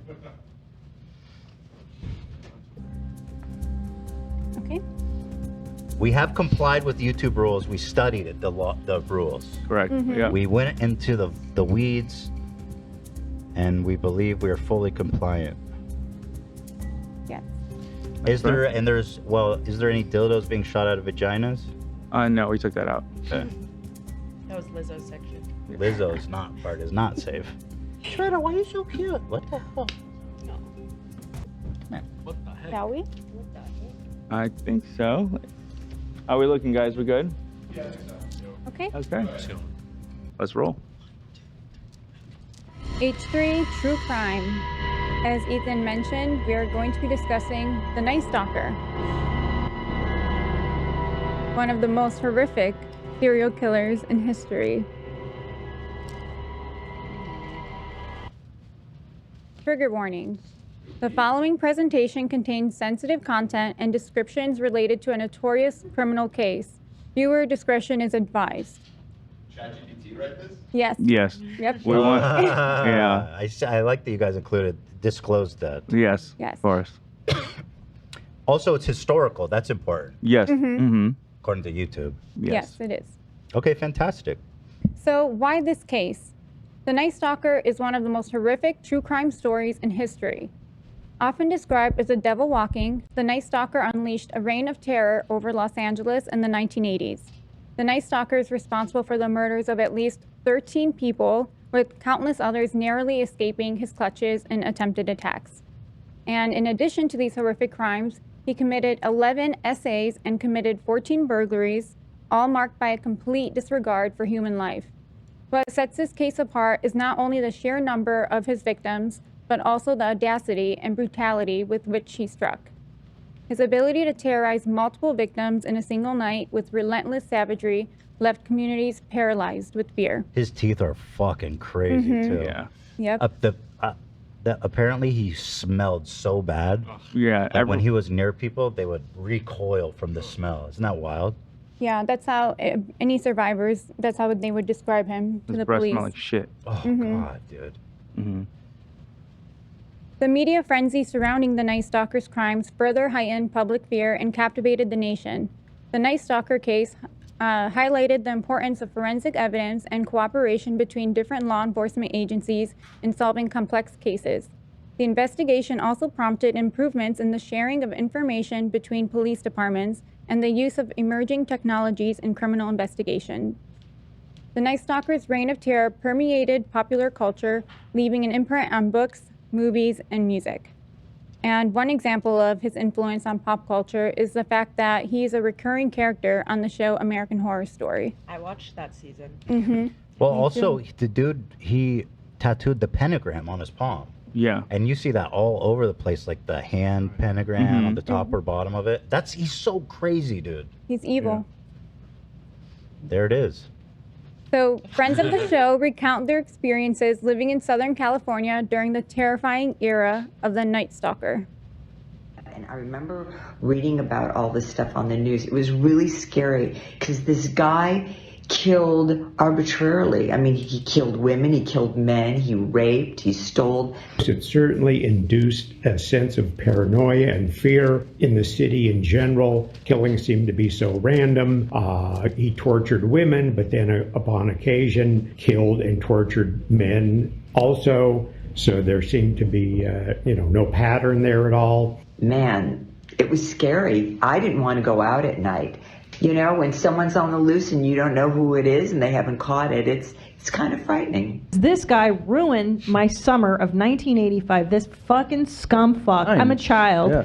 And this a-hole just terrorized the city of Los Angeles for months. That summer, I could not sleep with my window open because I was terrified he was going to crawl through it because he was abducting children. He was killing old people. He was doing stuff to everybody, man. And he ruined AC/DC ads. If I may say so myself, this guy's a real knucklehead. One thing I'm curious about, because you don't really see this type of thing happen anymore, of like a serial killer running around shutting down like a whole city. I wonder, is it just like a forensic thing where police investigation has got so much better that these people can't get away with it? That's a huge part of it. Yeah, definitely. I mean, this guy was throwing up. He was coming, like on the scene for no reason. Ejaculating. Mm-hmm. He was puking? Yeah. Why? Because he's a demon, bro. Yeah, like. So he definitely left DNA evidence, but there was no way to test it at the time. Yeah. So yeah, because I'm obsessed with this true crime stuff. Whenever I watch DNA in 2020, it's all like, we didn't have the ability to test the DNA from one speck of human skin, and now it's not that easy to be a serial killer. Yeah. Aren't they solving a bunch of old Right. cases? Yeah. Yeah. And that, There's actually more stuff. it's a bad time to be a serial killer, folks. Serial killer? A good time to be a serial eater. Oh, yeah. I love cereal. The flavors have never been better. Lucky Charms. All different flavors. So like they mentioned, people in LA were just terrified, and it was like a real life boogeyman was on the loose. And I remember reading about The approach. So in an effort to provide an immersive experience, we have decided to hold back the identity and the name of the Night Stalker until the end of the presentation. This will allow you, the audience, to follow the investigation just as the investigators did, piecing together the clues and unraveling the mystery. We will explore the timeline of the Night Stalker's crimes, highlighting key events and notable incidents. Step by step, we'll delve into the investigation's progress, the challenges faced, and the strategies employed to track down the notorious killer. Let's go. So yeah, setting the scene. This took place in LA in 1984 to 1985. And here's a little video of LA as I say this next part. So LA is a significant character in the story of the Night Stalker, and the 1980s was an exciting time. Royalty free? Yeah. Yeah. You checked that? Yeah. Okay, good. Thank you. With tons of innovation and creativity, California embodied this idea of achieving your dream. Are you reading something? Huh? No, I have notes. It's like straight out of the pamphlet. That's the point. Yeah, no. So you have the beaches. You guys are gonna fuck up my train of thought. You have, and I only have a certain amount of time because the video's gonna run out. Here, talk fast. So you had the beaches. You had Hollywood, and there was a renaissance going on in both music and film. You had directors being more experimental. You had Back to the Future come out. You had Ghostbusters. You had New Wave, you had hip hop just being born. You had artists performing at the Roxy and the Troubadour, and they would later go on to become legends. Yes, like that. There was a lot going on at the time, and it was a very exciting time of expression. And around the world, LA seemed like the place to go to achieve your dreams. Dude, were people really just doing that down at Venice? Yeah. That's so wild. We do that right now for TikTok. I feel like it'd be so fun. Dude, it was we were living in a utopian dreamscape where people were on four-wheel skates doing choreographed dances. That was the vibe. Wow, living in a musical. Yeah, a lot of people had their doors unlocked. Mhm. Even as these crimes were being committed, a lot of people, it took them time to adjust to locking, their back doors. Wow. But yeah, beneath the facade, there is a dark past associated with LA. Because so many people move out here from back home, wherever they're from, it's just this big mix of people. And so you have people, dating back to 1947, Elizabeth Short, who was brutally murdered. She was an aspiring actress. And you guys may have heard of her as the Black Dahlia, which was a pretty fucked up case. But also you have the Hillside Strangler, amongst other things, like what happened at the Cecil Hotel and the death of, what's her name, Lena, from Cecil? Elisa Lam. Elisa Lam, yeah. Maybe if people stop giving them these cool ass nicknames, they stop killing people. Yeah, I agree with that. They get the coolest fucking nicknames, dude. The Hillside Strangler. Yeah. The Night Stalker. Love and I stayed at the hotel that the Black Dahlia murder happened at. Oh, no way. Right up the street from the Hotel Cecil. Yeah. That's Dude, wild. Hotel Cecil is the most cursed place in LA. Have you seen it for recently? sure. They painted it white and put a big blue heart on it, so it's like Nice try. Yeah. They're trying really You can't paint a piece of shit. Right. Well, also they transformed it to low-income housing. Yeah. So they're Lena wants to trying. stay there. I'm like, hell no. But it might Can be a you? good segment. I don't think you can. I tried. I wouldn't. I swear to God, I wouldn't. I That wouldn't. place That's is one really I'm dangerous. like, fuck that. No, don't go there. But also, along the lines of the dark past, it's also important to note that the size of LA is very important because the way that, because of how big it is and the way that the jurisdictions are split up, you have a bunch of different departments working in LA, and that means that certain information is withheld because everyone wants to solve the cases, everyone wants to be the heroes, and there's just bad communication. So that allowed for people like the Night Stalker to get around for so long without being caught. So yeah, we talked about where this story takes place. Now let's talk about who our story will be following. So we have three main players. We have Gil Carrillo? Carrillo. I cannot get his last name right. Gil Carrillo. I know that guy from watching all the fucking shows. Yeah. He's talked about this. There was, obviously there was a Netflix documentary that came out recently that sparked interest in this case. But yeah, Gil and Frank Salerno and the Night Stalker. So let's start with Gil. Detective Gil Carrillo is a homicide detective. So this cop was the youngest cop in the division, the youngest investigator. And he's from the streets. He has a background that involved gang violence. He grew up in a neighborhood with gang violence. And his different perspective and his different way of looking at this case is really crucial in solving it. Our second cop is Detective Frank Salerno. Frank Salerno was this badass, top cop who was known for being one of the LA Bulldogs, which was this group of investigators that were known to solve these unsolvable cases, like the Hillside Strangler. He was involved in that, and he was looked up to and respected by many other cops, including Gil. So let's just get into the investigation. I love the pentagram. Was it Philip DeFranco, the Night Stalker? Well, he may come back into. No, I'm kidding. But I actually made that with the Photoshop AI. You just said put a pentagram on Philip's hand? Yeah, there's no hand there. Yeah, I just said give him a pentagram and a hand. Oh, wow. That's awesome. Sorry, Phil. Okay, our investigation begins on March 17, 1985, and this takes place in Rosemead, California. Case 1, Dale Okazaki. She was 34 years old, shot in the forehead at her home. Here's what happened that night. Dale's roommate, 22-year-old Maria Hernandez, arrived home and pulled into her garage. She began to walk inside when someone slapped the top of her car to get her attention so she would turn around. Once she turned to see what made the noise, a man shot her with a handgun. Luckily, the bullet ricocheted off her keys she was holding as she lifted her hands to protect herself. Maria played dead until the suspect left the scene and then she escaped. Wait. Did it not? It didn't hit her? No, so but he held up the gun and then she put her hands up like this to protect herself and she was holding her keys. No way. Yeah, so the keys, Dude, that's ended up straight. protecting her. That's crazy. There's some aspects of the story that are so insane. I'll let you continue. I don't want to spoil it. But. That seems fake. Like this is a movie plot point. Yeah. Well, Dude, her Westlock for real. Yeah. Her specifically. Actually, go ahead. I don't want to spoil. Dale Okazaki, who's inside the home, hears the gunshot and hides behind the counter in her kitchen. After it got quiet, Dale peeked over the counter and then was shot in the forehead by the suspect. Maria had already escaped, but after hearing another gunshot, which is the shot that killed Dale, she got worried about her roommate and decided to go back. Don't go back. I'm leaving everyone. This is straight up like Scream plot. Yeah. So this time, she goes to the front entrance instead of the garage. She runs into the suspect again, and she says something like, "You already shot me once. Do you really need to shoot me again?" The suspect looked at her, he put his gun down to his side, and then just casually walked away. Did that really happen? Mm-hmm. He lived to tell the tale. That's nuts, dude. So later that night, Gil arrives on the scene.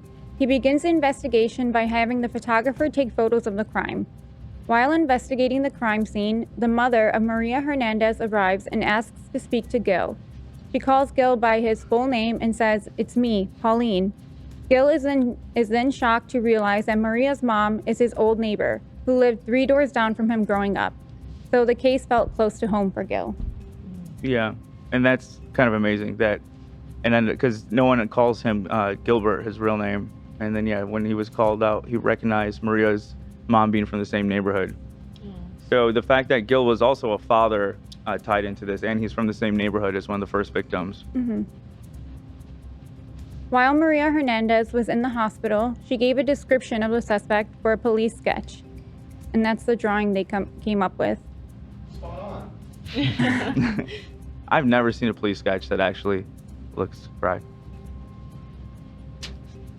March 18, 1985, day 2 of the investigation. We have case 2, Thai Lien Yu, age 30. Her last words were reportedly, "Help me." And this took place in Monterey Park.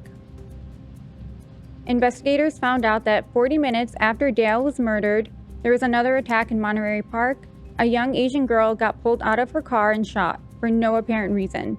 He didn't take the car, he just left. Yeah, it's important that the investigators know the race of the suspect because they want to see if there's some sort of MO or reoccurring, feature of the victims. Mm-hmm. So the evidence we find here is a .22 caliber gun, which is the same caliber weapon that was used in the previous murder, but we can't say it's a match for sure because .22s are very common. Chat said the drawing looks like Gil, the cop. So, despite little evidence from the crime scenes, there was a similarity between these two cases that reminded Gil of a class he took about sex crime, and he remembered a certain deviancy that says, "I like to see a frightened look on your face. I want to see you scared. That's what really gets me turned on." This is what the suspect did with both Maria and Dale. With Maria, the suspect slapped the top of her car to make a noise and get her attention so that he could see her face. And with Dale, he waited until she peeked over the countertop to shoot her. Yeah, he was standing there. He got quiet too. He didn't move. Waited till she came up, so she looked him in the eye, and then he shot her. That's like a Counter-Strike play. Yeah. Straight. He was camping. Mm-hmm. Now in this case, the suspect could have shot Cillian in her car, but instead he dragged her out before shooting her so he could see the fear that she had. These correlations are what first led Gil to thinking that these murders may have been committed by the same guy. March 27, 1985. This is day 10 of the investigation. There was a double murder in Whittier just a few days later. The suspect got in the house through an open bathroom window. Vincent Zazzara, 64 years old, was found dead on the couch with a gunshot to his head. Once again, a .22 was used. His wife, Maxine, was found dead in the bed. She was raped. Can I say raped? Great. She was raped and had several. Just say R word. R word? Raped? I don't know. Yeah, okay. So she was R-worded and had several stab wounds above the vagina. The suspect also cut her eyes out and took them with him. Their bodies were found by their son, Peter. When police arrived, the house was ransacked and there was $40,000 worth of jewelry stolen. And Wait, by the police? No, by the suspect. Mm-hmm. When the police arrived, they found that $40K was missing. the house was ransacked before the police arrived. Right. Okay. So not only murder, but there's also burglary. And this case specifically, a detail Lena found that wasn't in the documentary actually is that They had a shotgun in the home. Yeah. The couple did. And so once Maxine heard the gunshot that killed her husband, she went to their bedroom. She grabbed their shotgun from underneath the bed and she pointed it at him. She pulled the trigger and it was unloaded. So maybe that's why he was like so vicious with her and like took her eyes out. That probably really upset him. I'm no expert, but yeah, my guess was that she scared him, and so he was very brutal with her because of that. Because you don't see that again with the eyes, to my knowledge. The importance of this case is that they found a size 12 shoe print at the point of entry. So the evidence we have here, a .22 caliber gun, ransacked home, and now we have the shoe print. Around this time, Gil was looking at other cases in nearby areas, and one that stood out to him was the kidnapping of Anastasia Horonas, a 6-year-old girl. The suspect broke in through a window and kidnapped Anastasia from her bed in the middle of the night. He intimidated the girl with the gun and made her get into a duffel bag and stay quiet. He took her back to the place where he was staying, essayed her, and then put her back in the duffel bag and into the car. He dropped her off at a gas station and told her to go inside and call 911 so her family could come get her. So at the time, there was numerous child abductions, and even though it wasn't Gil's department because he's homicide and this is child abductions, he was still just listening to all the cases that were coming in, and he noticed that the description, including the smell of the suspect, was similar, and some of the police sketches given by the children and by the first victim was similar. And so he started to think that possibly this was the same guy that was abducting these children and committing these murders. And at the time, this hasn't been documented before, and a lot of people thought he was insane. A lot of people thought he was just a young cop that was trying to make a name for himself, just trying to get attention, and everyone just basically laughed off his theory that this may have been the same guy. Mm-hmm. On April 10th, 1985, this is day 24 of the investigation, Gil went to a meeting with other departments to share information. They laughed at his theory that the crime spree was the work of one killer. He was dismissed and even laughed at. Why'd they laugh at him? Just because it was never done before. It was. They literally thought he was just pulling it out of his ass just to start to make a name for himself because he was a young cop coming in. But again, I think that's where him coming from the streets and having a different background allowed him to see this case differently. They didn't think it was possible for someone to be attacking adults like that and then also molesting kids but letting them go. Right. He's viciously murdering these adults but letting the kids go.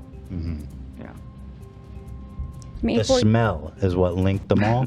And it was a description in general. The drawings and then the smell was noted as well. You know how they gave him like the name Night Stalker, and I'm sure he loved it. Mhm. Could have called him the Stinky Bitch. Yeah, right. Yeah, shit, bro. Why don't we be more accurate? The stinky loser. Yeah. So May 14, 1985, this is day 58 of the investigation. The police get a call from a man named William Doy. He's 66 years old, who was shot and dying. He was dead by the time police arrived, but that phone call ended up saving his wife's life. The police found his wife badly beaten. She had on thumb cuffs. Her right thumb was bleeding badly due to her ripping her thumbs apart trying to free herself. Thumb cuffs? Yeah, the cops never saw that before. Where do you even get thumb cuffs? So he was big on discovering new ways of torturing people. At some point, we'll talk about it later. He goes to a library and actually checks out books on human torture. What is a thumb cuff? It cuffs both your thumbs together. instead of your wrist. Is that Yeah. it on the right? Yeah, that's Ah. It's more painful. Mm-hmm. Well, yeah.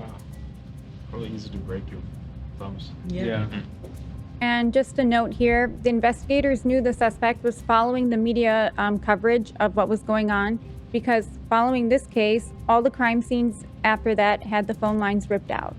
So he didn't want it to happen again where one of the victims could call the police. The evidence we have here, a .22 caliber was used to kill the male, thumb cuffs / unusual weapon. The home was ransacked for valuables, and we have the immediate killing of the male and assault on the female. Yeah, in terms of physical evidence, there's not much. There's a link in them all besides that a .22 is used, but that's the most commonly used gun, so. Mm-hmm. Around this time, Gil gets a call from another officer who shares a footprint of a suspect involved in the abduction of an 8-year-old who was kidnapped and taken to a construction site and assaulted and then set free. The construction site had poured concrete that day, which is what preserved the footprint. Gil takes a look at the footprint and immediately recognizes it as a similar footprint to what was found at the Zazara crime scene. However, the problem was that when Gil called the other department that handled the crime scene, they said the shoe print they had was a size 10, not a size 12, which is what Gil had. This was one of the many mistakes made by the police. The cop had put his own shoe size 10 on it and thought it was the same. After Gil pushed back, he found out that the cop was wearing wingtip shoes, which means the cop's measurement was wrong, and the shoe size did actually match the one from the Zazara case. Yeah, so this cop just put his foot up and that's how he measured it.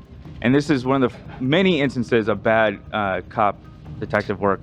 I mean, this case is unique because you have some of the best in terms of Gil and Frank, but on the other hand, from other departments, there's a lot of stupid shit like this. And he had to push back a lot to get other departments to help in simple stuff like this. Mm-hmm. And then he eventually found out it was a matching shoe print. And at this point is when Frank started to believe Gil's theory that maybe it's the same guy. Yeah, the common thread with all these is that there's just really fucking horrible police on all these true crime. Just lazy, dumb morons. After this... Is there music playing, Zach? Yeah, I have music. I can't hear it. Can you just turn it up a little bit so I can hear it? At this point, Frank asked Gil to be his partner, and everyone was shocked in the department because Frank was this legendary cop, and then Gil was just this young detective who didn't have a lot of experience. But Frank was able to recognize that Gil was seeing the case in a different light and was exactly who he needed. And Gil was ecstatic. Frank was a hero of his. It's kind of like you hiring me, Ethan. It was a big deal for him, Many people were surprised, and I've already said that. Yeah, but this was exactly the pairing that was needed to solve this case. June 28, 1985. This is day 103 of the investigation. We have Patty Higgins, age 32. This is the first case that Frank and Gil had together. She was violently murdered. He slit her throat and then stabbed her in the slash. Stabbed her and Oh, I see. In the same place where he slit. That's pretty Yeah, fucked. Yeah. it's really awful. And then July 2nd, this is only 4 days since that last murder. We have Mary Louise Cannon, age 75. This was another violent murder that happened just a few miles away in Arcadia. After beating her with the lamp, he used a knife from her kitchen to slit her throat in a very similar way that he did to Patty Higgins. So the link between these two cases was the slit and stabbed throat wound. And yeah, you could see that he starts to become more and more prevalent as to how many times, how many victims within a certain amount of time. And you can see where these crimes are taking place is starting to spread out more as well. July 5, 1985, day 110 of the investigation. We have Whitney Bennett, 16 years old. The next case occurred only 3 days later in Sierra Madre, which is very close to Arcadia. The victim survived but didn't remember anything. She was beaten in her sleep with a tire iron and then strangled with a telephone cord. The bedroom was a mess. She woke up with 42 inches of lacerations and skull fractures. A fabric mark with blood was found on the windowsill, which meant the suspect was wearing gloves. This aligned with previous crime scenes because they weren't able to find any fingerprints before. They also found a bloody shoe print on the comforter that matched the shoe print from the Cesara case and the construction site. Yeah, but she survived. A fabric mark with blood Mm-hmm. was found, so it means that he was wearing gloves. So no, he had blood on his shoe and he stepped on, I think it's on the next. Yeah, well, that one's separate. There was a comforter that he left the shoe print on, and then the evidence from the windowsill showed that he's wearing gloves. Yeah, because the window was open and there was no fingerprints once again. Yeah. So after finding the bloody shoe print on the comforter, Frank was fully in agreement with Gil that this was the same guy. With Frank vouching for Gil's theory, the police department then started to finally take it seriously. Yeah, with Frank endorsing him, everyone started to get on board. Thank God. Yeah. I'm starting to listen to Gil. Gil. Literally, I've been saying it all the time. So the evidence we have here that linked it to the previous cases, we have the ransacked room, use of gloves and no fingerprints, and of course, the shoe print. I wonder if in the history of Sweden there's ever anything like anything even close to this. Probably not. I mean, there's. I bet there is. Every country has their serial killers. Yeah. Google that, dude. Someone Google that. Yeah, worst serial killer in Sweden. He's out there. The meatball murderer. The meatball murderer. Love shows up. That guy. Oh my God. Oh shit! Wait, we have breaking news. We just got a response from the De La Garzas.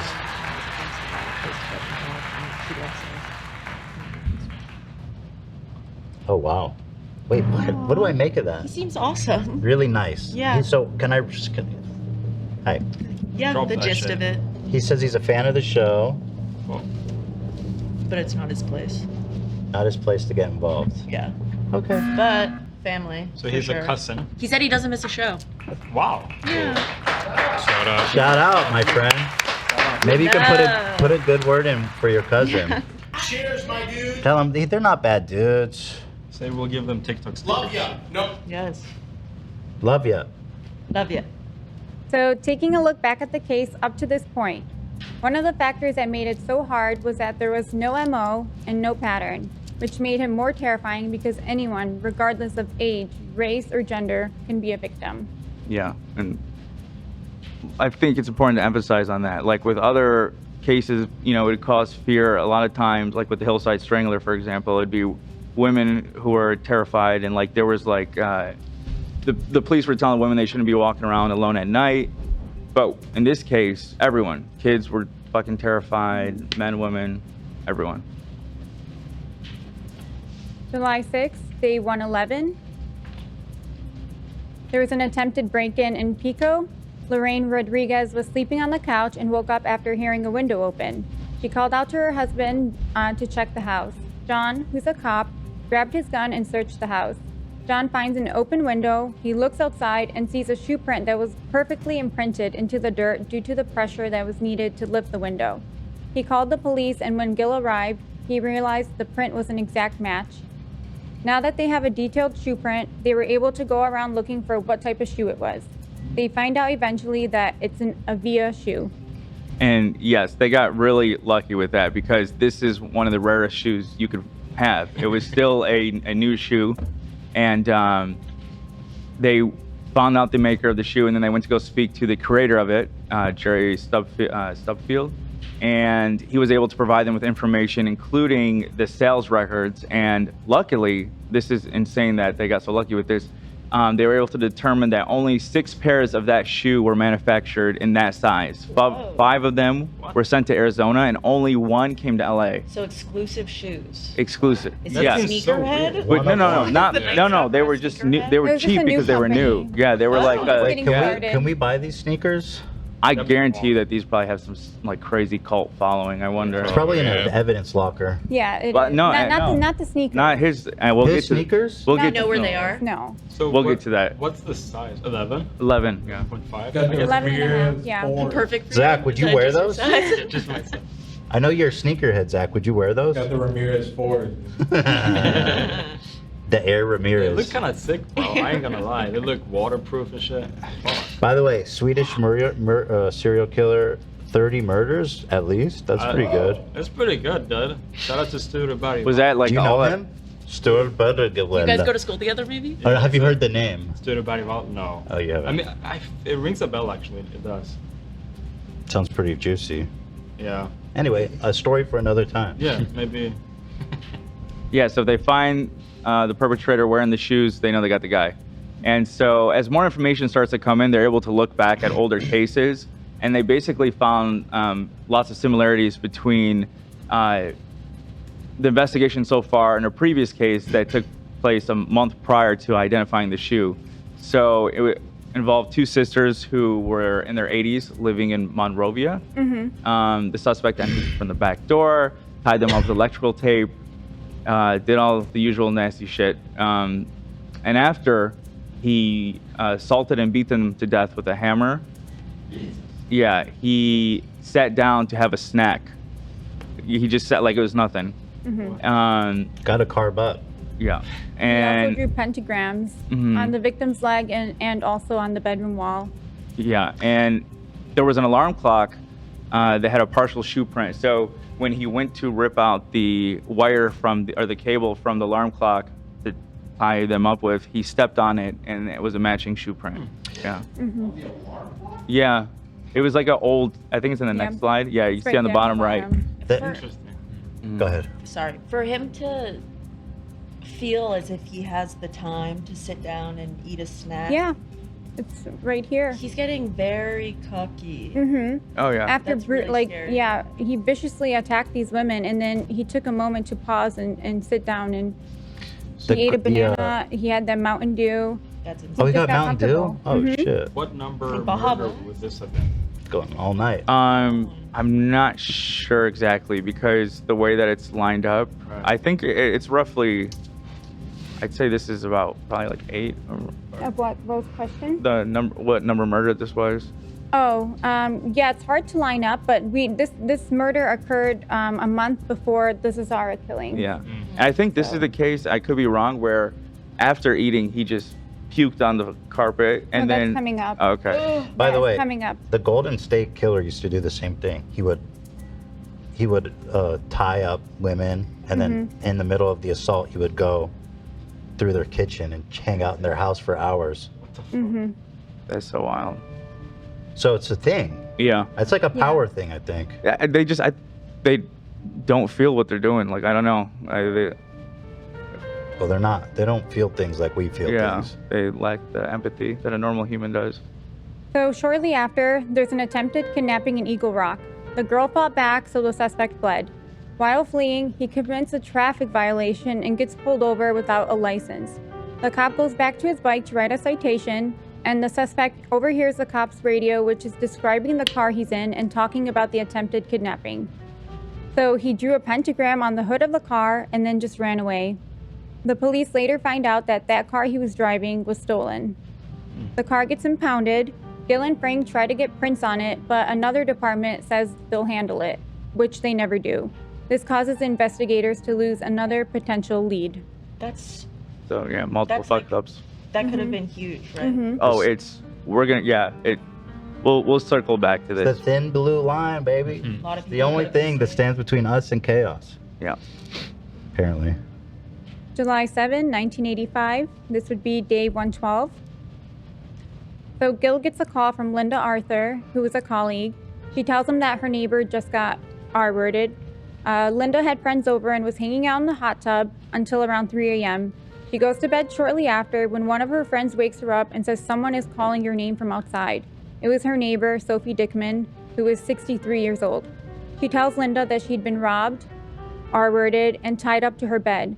The victim said the attacker ransacked her home and then made her swear on Satan that she didn't have any valuables. The suspect, also an interesting thing is that the suspect entered her home from the cat door. Because Sophie actually skinny had, legend. Yeah, she actually had her doors and windows locked. In the previous cases, they didn't. Cat, that's so small. Mhm. Yeah, cat doors, that's really small. He's a pussy. Yeah.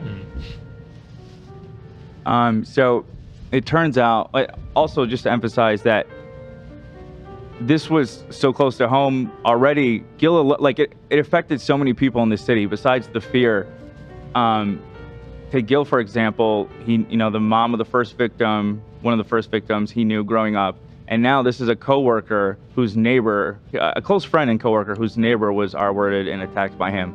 And then it turns out that earlier that night, a woman named Joyce Nelson was killed in her home. She was only 5'2", roughly 100 pounds, and a beloved grandmother. She was found by her son, beaten and dead in her room. She fought back to stop him from R-wording her, and this caused him to get angry and brutally beat her and even stomp her on the side of the head, leaving a footprint. He didn't fulfill his sexual need with her, so he went a mile away and assaulted the previous person we were talking about, Sophie Dickman. Also, a matching shoe print was found at the concrete nearby. Dude, this police are fucking dumb. Like, he went down the street and committed another crime. Yeah, same right night. afterwards. Right and after. the police don't Yeah. show up. Mm-hmm. Morons. So these attacks happen in Monterey Park again.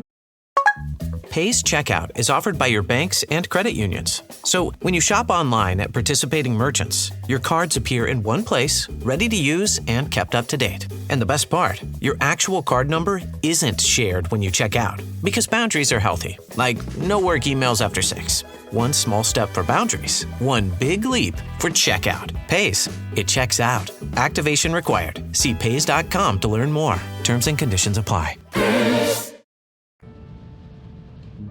How far away were the two crime scenes? So if you go back, Mm-hmm. it was number 6 and 7.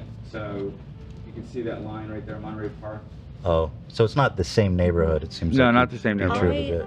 Cannot get over how many people could have been saved or spared if the police had just done their job. Dude, it's every true crime story. It's only through police incompetency. And not just a little incompetency, sheer mind-numbing disregard for human life. Yeah, So are we still before the shoe got found? Or, No, this is after the shoe got found now. So nothing ever happened with that?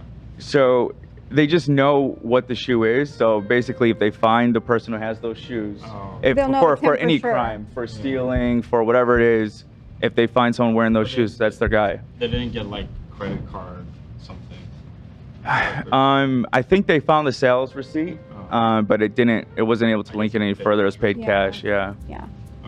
But also, it's a big question, clue though. for them because any crime scene that has that footprint, they know it's the same guy. Right. And this is when things really started to ramp up because now you had 5 cases in only 10 days. And this got all the newspapers talking about, all the media. They started to notice that Gil and Frank were arriving at the same crime scenes, and they didn't want the media to know that yet. They didn't want them to know that they thought it was the same guy. But around this time, the media started to pay attention. And so moving on, Laurel Erickson, who was a reporter at the time, she calls Frank and she says, so what can you tell me about the shoe? Somehow she found out about basically the only clue that they had, and they were pissed off. Gil wanted to arrest her for obstructing justice because she didn't give a shit. She just wanted to get the story. And so the police chief called her and they worked out a deal. She said, I won't say anything about the shoe if you do an exclusive interview with me. So they talked to Gil and Frank, and they were able to get an exclusive walking out the back of the station. She was able to. This is what she got? Won't say anything that might tip his killer. Salerno has been working homicide for almost a decade. He and his partner, 35-year-old Gil Carrillo, have too much invested, too much at stake. This time, it's the walk-in killer. 7 bodies, beaten, stabbed, or shot. Last time, it was the Hillside Strangler. Kenneth Bianchi, 10 girls or women murdered. Salerno says that case is going to be a great advantage in cracking this one. Serial killers have one thing in common. Generally, in a serial murder, what occurs is they might relocate, but they don't stop killing until they're either caught or imprisoned or killed. Salerno has worked round the clock for the last month and a half, taking only 1 day off for his son's wedding. His co-workers call him a cops detective. Frank overlooks nothing. You'd be surprised how thorough he is on an investigation. We don't have to do our job Nothing goes because of unseen, Frank. nothing at all. Salerno is overseeing the work of more than 4 dozen investigators from local police agencies, plus 2 FBI psychologists who are sifting through evidence and tips from the public. Salerno and Cabrillo have a lot of clues to cross-index. Authorities say calls from the San Gabriel and San Fernando valleys have shot up 50%. People afraid of the walk-in killer. That one's a little better. Sergeant Salerno has one new piece of information. FBI specialists called in to develop a psychological profile of the criminal have completed their work. Laurel Erickson, That's all she Channel 4 got? News, That's a good deal. Yeah. For them. Shit. Yeah. So July 9th, this is day 114 of the investigation. And so Gil and Frank end up following up on that car that was supposed to be scanned for prints. And turns out that the other department didn't scan it for prints and ended up raining or whatever, and they were gone. They were washed away. Surprise. So inside the car, they found a business card for a dental office in Chinatown. And whoever the suspect was at the dentist on July 3rd. So when they got there on July 9th, they had missed him by 5 days. So if they would have shown this, if they would have actually done their job and looked at the fingerprints and looked inside the car, they would have found that card. Let's go, LAPD. So yeah, so since then they had 3 more. Line, baby. They had 3 more victims of the Night Stalker that could have been prevented if it weren't for bad police work. So while following up with the dentist, they found out that the patient had given a fake name of Richard Mena and a fake address. Gil obtained his dental records and shared it with a close friend who's a dentist. And that dentist told Gil that he'll be back in for sure. Whatever's wrong with his teeth, he'll be back in for sure because it's bad. And so what they did is they installed 24-hour surveillance. They had people inside the dentist's office waiting for him to show up. And they did this for a few days. And then an executive in the police department thought they were wasting resources by having 2 guys on surveillance. So they called him off. And in place of the surveillance team, they put a button, a panic button. So if he comes in, the dentist could push the button. The first day that they called the surveillance team off, the suspect walked in. Let's go, LAPD. And they hit the alarm and it didn't work. So let's go! Later that day, the dentist called Gil and says, "How come you guys didn't come?" And he goes, "What do you mean?" And yeah, he said I was hitting the alarm, but no one came in. Dan, what's the budget of the LAPD? $2 billion. Let's fucking go right now. So, July 20, 1985, the next crime scene takes place in Glendale, California. Too close. And so, mind you, this is after the second instance where they could have easily caught him. Like, yeah. And this is another attack on an elderly couple, Max and Leela Needing. They were found dead by their daughter. Both had been shot with a .22. The suspect entered the pool gate and then entered their home through the back door. And to this day, a lot of these houses where these victims lived is covered by big trees or a big fence they had to put because of the spectacle of this crime. People still drive by and want to see the house and stuff. It's wild. These are just some photos from that crime scene. You can see he ransacked their home also. On the following night, another crime occurred in Sun Valley. The suspect went in through the rear sliding door that was left unlocked. The suspect then went to the bedroom and shot the father, Chainarong Kovananth. He was 32 years old. After killing him, the suspect then essayed his wife and their 8-year-old son. Yeah, and that's one of the reoccurring things that he does, and it's so brutal, is he would kill the husband, and then the wife, after knowing her husband was just killed, then had to go through his torture, whatever it was. Mm-hmm. Dude, he was such a sick fuck. He was essaying kids. He didn't care the gender, the age. It was like just disgusting. Yeah. So vile. Like I want so fucking vile, man. Mm-hmm. God damn. This case showed all the clues that we've seen in the previous cases. We have the Avia shoe print, the .22 caliber gun, and the MO that he was executing the male and essaying the female.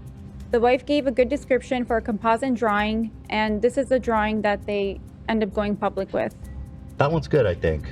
Yeah. Mm-hmm. So does the suspect, at this point, is he aware that his teeth are a big identifier? I don't think he knows anything about the dentist. Okay. He doesn't know anything about the dentist office, and most importantly, he doesn't know about the shoe, because that's their main, like, because Right. 22 is common. There's a lot of things in here that are common. The Via shoe is the only thing that will directly link him, without a doubt. But if you're talking about the drawings and stuff and the descriptions, he is following the media's coverage of what's going on. I wonder if he's like, these teeth are like horrible, I need to blend in more. Yeah, I don't think he cares. I think he just like, I need some meth. Yeah, maybe. Dude, if I ever get mugged or something, I'm gonna Photoshop the perfect thing to identify a criminal. You're gonna They're Photoshop fucked. something? Yeah, they're Yeah. fucked on. So August 6th, day 142 of the investigation. 2 people were shot in Northridge. Chris and Virginia Peterson were both shot in the head but survived. Chris got up and chased the killer out of the house. A different gun was used this time. It was a .25 caliber, and the bullet had a red primer on it, which the crime lab said it was uncommon and meant that this was an older type of ammunition. 2 people shot in the head? Yeah, no, and he chased him out too.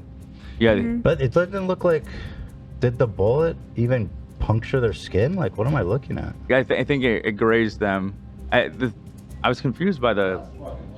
Yeah. Yeah, both of them. He got chased out after being shot in the head. That's pretty. Yeah. Yeah. It's pretty badass. Yeah. You can see at the entrance over here where it's a bunch of blood splatter from them running. When I first read about this case, I was afraid because I'm like, now he's gonna feel like, whatever you want to call it, humiliated for being chased out, and he's just gonna be even worse, or commit multiple crimes now. Mm-hmm. So it was around this time that the Herald Examiner called him the Night Stalker.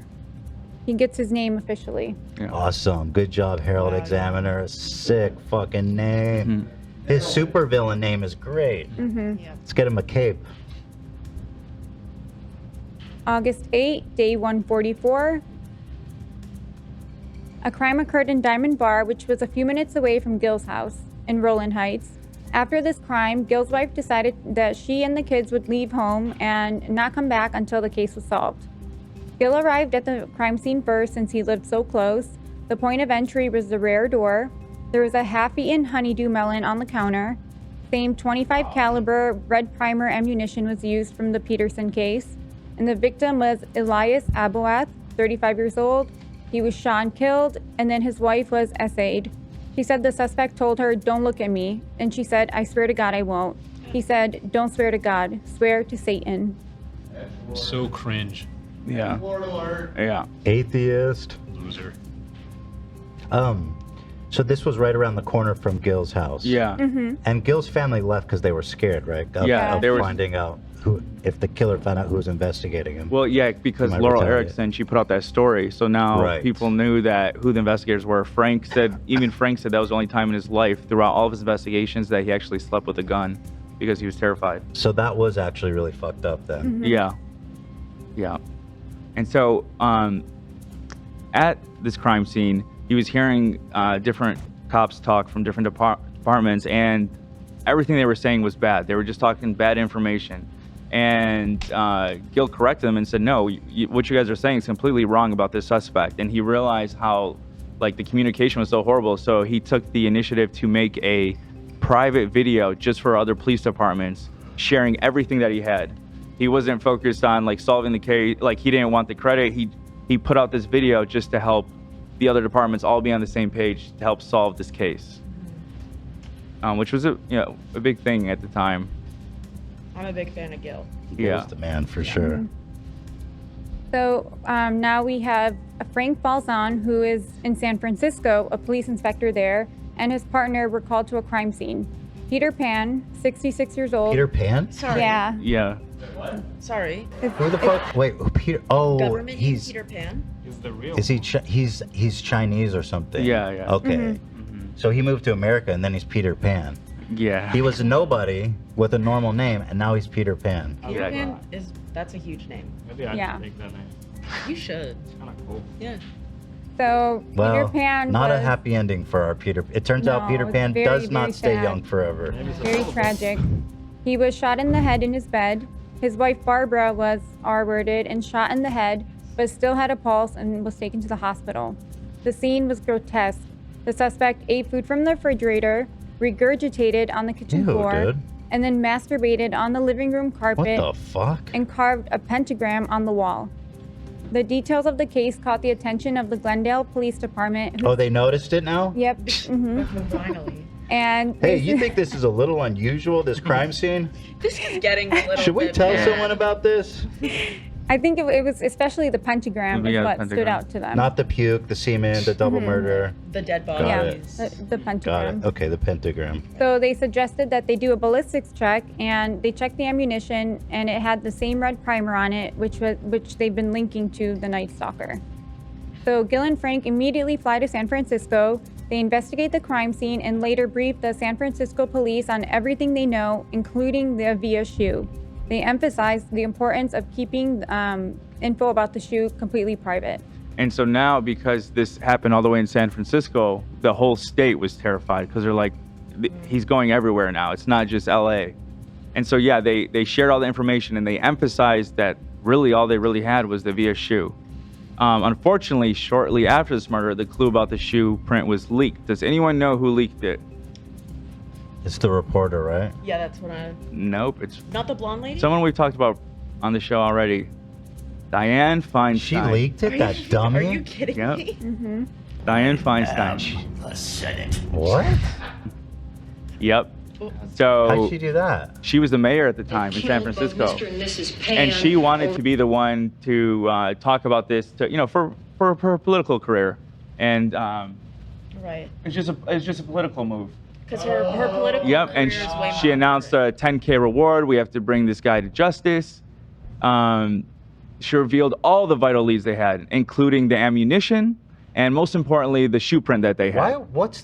Why even say that, you dummy? Yeah. So some of the San Francisco police allege that the chief never told the mayor not to share the Bull information. fucking shit. But Yeah. After the fact, because they're playing cover up. 100% she knew. She wanted to be the person that was like. She's taking credit for all their investigative work. Exactly. Yep. Fuck you. Retire. Killed both Mr. She's and still Mrs. fucking Pan everything up. over Yep. the weekend. Dumbass in a wheelchair. Same ballistics on, I understand, more than a dozen murders committed in Southern California. And there she's holding the very same flyer that we said was for law enforcement only. And she's talking about the Avia shoes. She's talking about a vehicle description. She's talking about weapons. What a moron. That believes that Like, people there's should be literally warned when no there's a value to problem. releasing that to the public. She wants people to die, it and the sounds like. public She's like, became aware oh, maybe just start murdering more. Everything that we knew. It'd be a shame about if the somebody killer let go of a we were wheelchair looking on a for. steep To hill. say that it was disturbing is an understatement. So after she did that, the shoe was never recovered. Are you never Yeah. found at any You never crime found, scenes yeah. after He that. got Just rid of never recovered. He's like, oh, yo, shout out. I think What he ends a up. fucking. Did she get a lot of shit for this? I don't know, to be Among honest. law enforcement. Law enforcement, yeah, from They were, LA, like, definitely. infuriated. Like, Frank and Gil were pissed. They didn't want to go back into work. And then so the police chief, like, they were like drinking at the bar. They were pissed off. And the police chief is like, come down to the station. I'm going to make a press conference. And police chief basically like called her out, like embarrassed her just to get them Fuck back you, on board. Diane. Yeah. Ramirez ended up saying in prison that when they asked him about the Via shoe, he said he threw them over the Golden Gate Bridge. Very symbolic. Just for you, girl. My next murders are dedicated to you. So we have, now we're in Mission Viejo, which is in Orange County. We're outside of LA now. He's expanding a little more. Bill Carnes, 29 years old, was shot. His fiancée, Inez Erickson, was tied up and essayed. The suspect said to her, "I am the Night Stalker." A young man that happened to be outside working on a bike witnessed the suspect's car and got partial plate.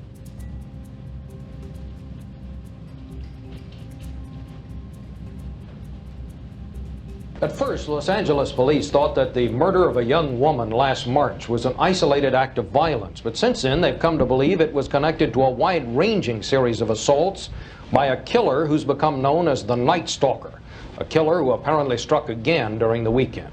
We have a report from Nadine Berger. Police today continue to search for any clues in the near-fatal shooting of 29-year-old William Carnes and the rape of his girlfriend. They're apparently the latest victims of the Night Stalker, thought to be responsible now for 34 brutal attacks, 14 of them fatal. These serial killings, once confined to the near Los Angeles area, are now spread over 500 miles from San Francisco to Orange County. Just as before, the assailant entered a house in a quiet middle-class neighborhood in the pre-dawn hours on Sunday through an unlocked window and attacked the couple while they slept. Neighbors are terrified. Guy just sleep with my hand on right by my bed and a sawed-off shotgun, which I always have. I see. Why is that? Because if anybody comes in my house, they're not leaving. The killer, who attacks randomly, is described as white, 25 to 30 years old, with a predominant feature of badly stained Wasn't white teeth. though, was he? So 5,000 flyers no. have been distributed to Los No, he Angeles wasn't. But dentists they just asking mentioned for his help with teeth, his identification. badly stained teeth. And last week, San Francisco Mayor Dianne Feinstein announced ballistic Dummy. tests have definitely linked the No. murder of a man there to the Fuck Night you. Stalker. But release of that information has outraged a Los Angeles sheriff frustrated by the difficulty of tracking a random murderer. It places this community in jeopardy because it impedes our ability to go forward fully with the investigation.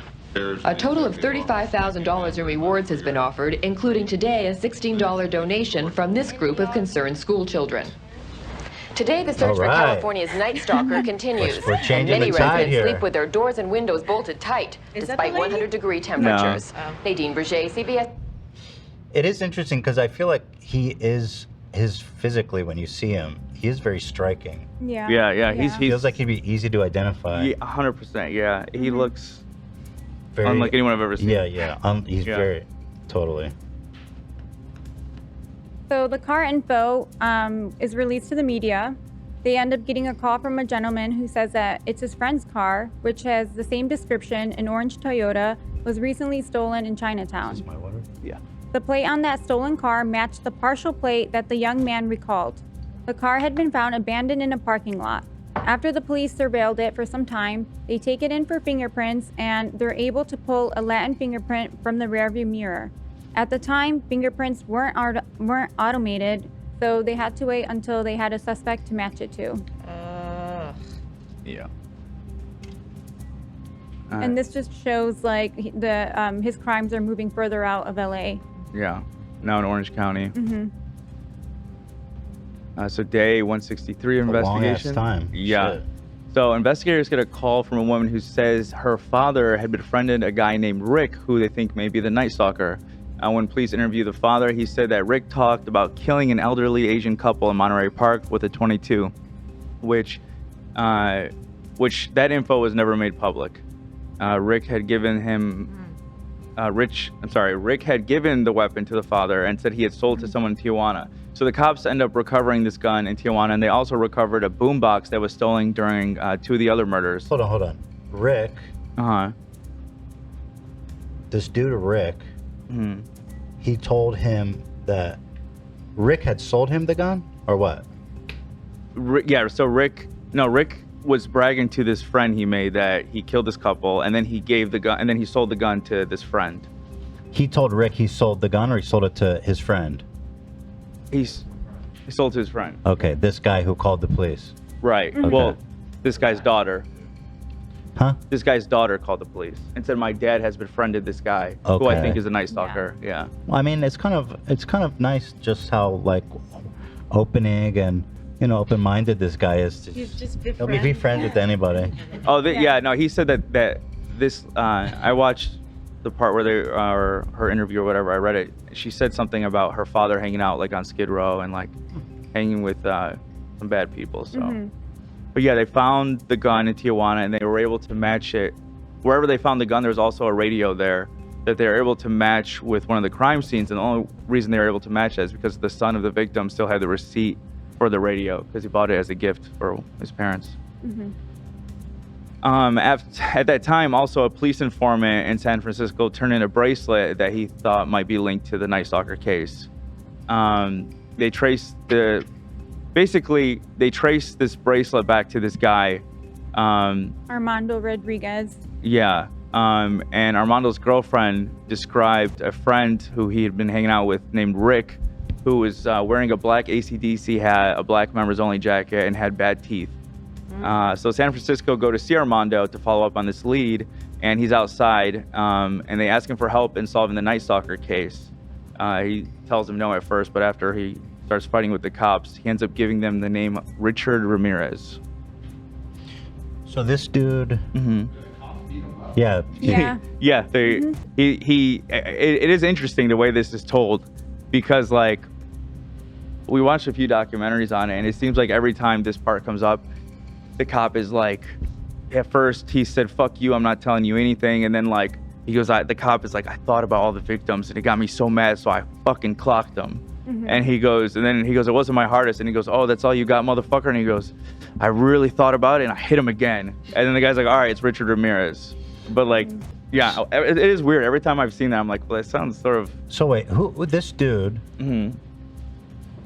Somebody with this bracelet said I got it from this guy. Yeah, so they had just an informant on the street. And then they said, "Yo, where'd you get the bracelet?" They followed the bracelet. And he's like, "I'm not telling anyone." Okay. Yeah. And then they beat his ass. Yeah, and they told him, well, the person who gave this to you, he's a Night Stalker, so we need you to give us his name. And he refused. Yeah, he's like, "No."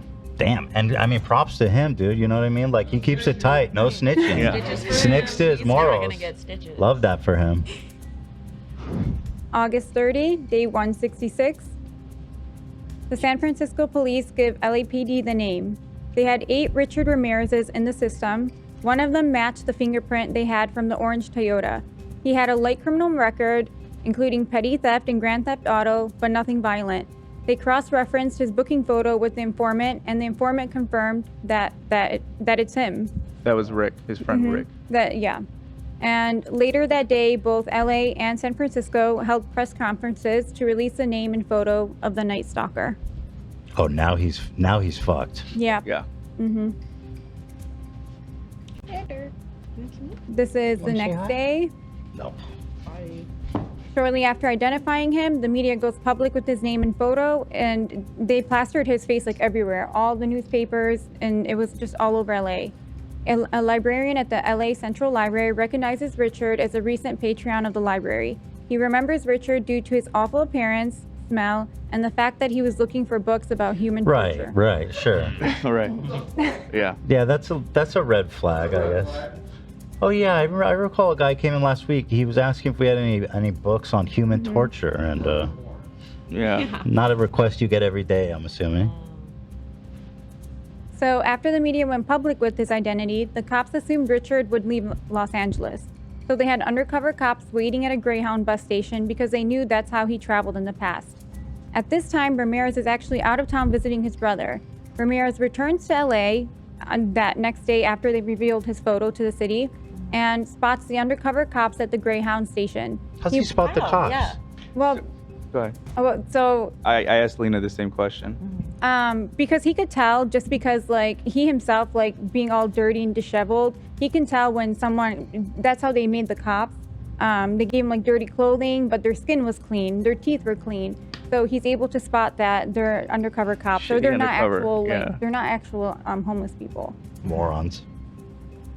Fucking idiots. So after he spots the undercover cops, he walks to a nearby liquor store, and when he's inside, he realizes his face is on every newspaper. After seeing this, he panics and gets on a nearby bus. This is pretty epic. Yeah, Richard gets on the bus, and then people start to recognize him. And so while he's on the bus, he gets off and he begins to run on foot, and he starts to run across this highway. He runs on the I-5 freeway, continues to run until he tries to carjack a man.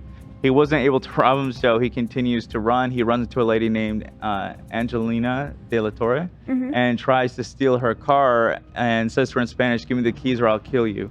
She recognizes him and shouts, "It's the killer," which gets Manuel de la Torre's attention. This guy's a fucking legend. He grabs a metal stick from the yard and hits Richard over the head like repeatedly. He knocks him down, and Richard gets up and starts to run, but Manuel just kept hitting him. Let's go. Dan, can you switch off for 1 second from the PowerPoint? Yeah. People in the city were probably you're so good. You're fucking good. ready to kill You can put it that back. dude. I was just afraid because he put like a gash in Richard's head, and I was just curious if it was still in the PowerPoint. But yeah. So the whole neighborhood started to recognize what was going on and started to chase him down. An officer named Andy Ramirez pulls up to the scene and sees the crowd has beaten and detained him. One of the members of the crowd was restraining him with the metal bar. The whole He got his the whole Yep. and it was it's a block He got party. jumped by the whole barrio, dude. It's so awesome how it happened because racial tensions, especially in the 80s. I mean, you guys know better than me, but I'm sure towards the Latin community wasn't great. And now they have this guy who did all these horrible things, but he was who is Latin, but he was captured by this by this group of the Latin community, and it was just awesome. I mean, even the arresting officer, his name was Ramirez as well, Andy Ramirez. But it was just awesome how this community came together and just beat the fuck out of him and held him down. That is pretty. That's an incredible ending. Yeah. Capture. So yeah, Officer Ramirez is the one that handcuffed him and put him in the patrol car. Jesus Christ, is that him? That's him. After he got caught. I love how humiliating it was for him, probably, just to get beat by everybody. It was. He and it's not in here, but when he gets arrested, I remember when he was. oh shit, sorry. He talks about how like that guy's lucky I didn't have a gun on him. He felt so tough because everyone was around. He wouldn't be so tough if I had a gun. It's like, shut up, bitch. You got jumped. Grove Street.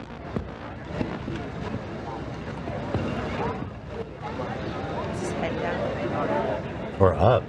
I think he's just a little dizzy and tired.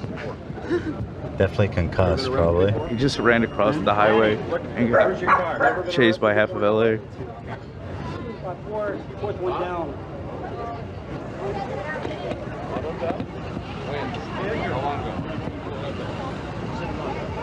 Sit up. How long ago? What's your name? What's your name? 11.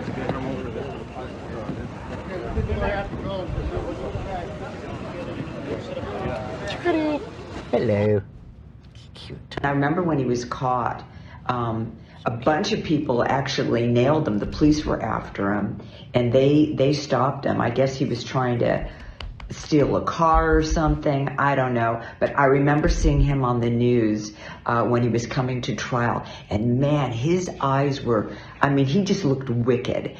You saw somebody like that on the street, you'd run. I mean, this guy looked really scary. I just remember being really relieved that this man was caught because, man, it was scary. I didn't want to go out at night. I was only 30 years old. I'd like to still think of that as being young. Anyways, that's my recollection, and I remember it. Anyways, I hope that helps. Ciao. Thanks, Donna. So, do you want this one? Or no? Oh, whatever you want. Oh, so Gil and Frank hear that he's in custody, so they drive to a police station where he's being detained, and it was like a concert. Like everyone was there.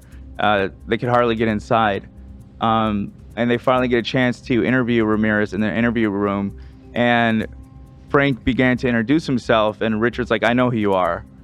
He knew of Frank's reputation for solving the Hillside Strangler case, and they found out that he studied these other cases, and he was like a fanboy of the Hillside Strangler and these other serial killers. They even, like when they were trying to get a psychological read on him, they told him that this is the cell that the Hillside Strangler was being held in, and he got like all excited about it. Yeah.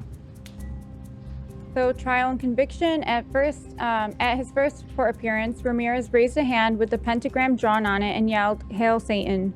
He was charged with 13 counts of murder, 5 counts of attempted murder, 11 counts of SA, and 14 counts of burglary.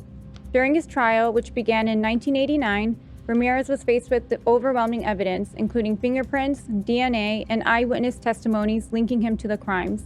His defense team tried to argue that Ramirez was heavily influenced by drug use and a troubled childhood, but the evidence against him Those lawyers are going to hell. was compelling. Yeah. Yeah. It's crazy. I mean, yeah, they're going to hell. Was the whole Satanism thing, was that ever like really explained? Is that a part of like his daily practice, or is it just some spooky shit he likes to say? He talked a lot about it a lot more in prison also. He says like Satan is everything. And even in the interrogation room when he first met with Gil and Frank, Gil got really scared because Ramirez just put his head down like this and like started humming and like lifting his hands like that, and Gil thought like something supernatural was about to happen, like he was summoning. Yeah. Oh my god. So and he was like well versed in it and he studied it. Oh my god. Pussy.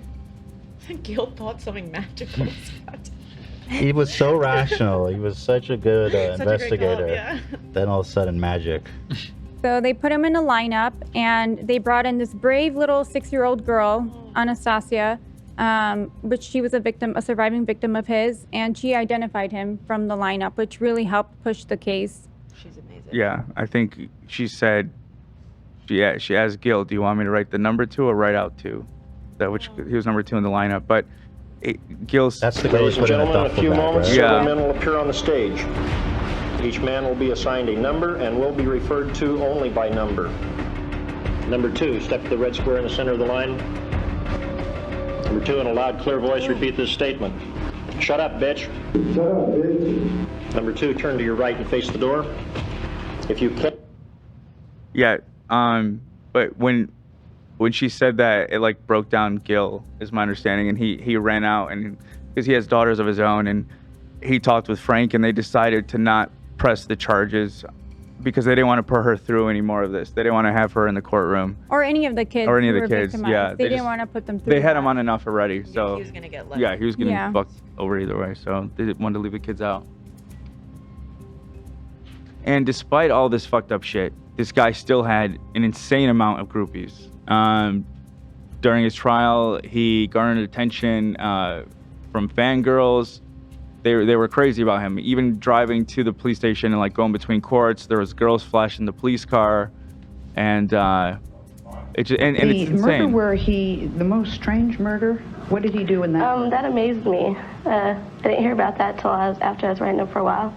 And he didn't really want me to read all the articles about him because I think he didn't want me to find out about it. But I heard he broke into somebody's house and ripped out her eye and had sex with her eye socket.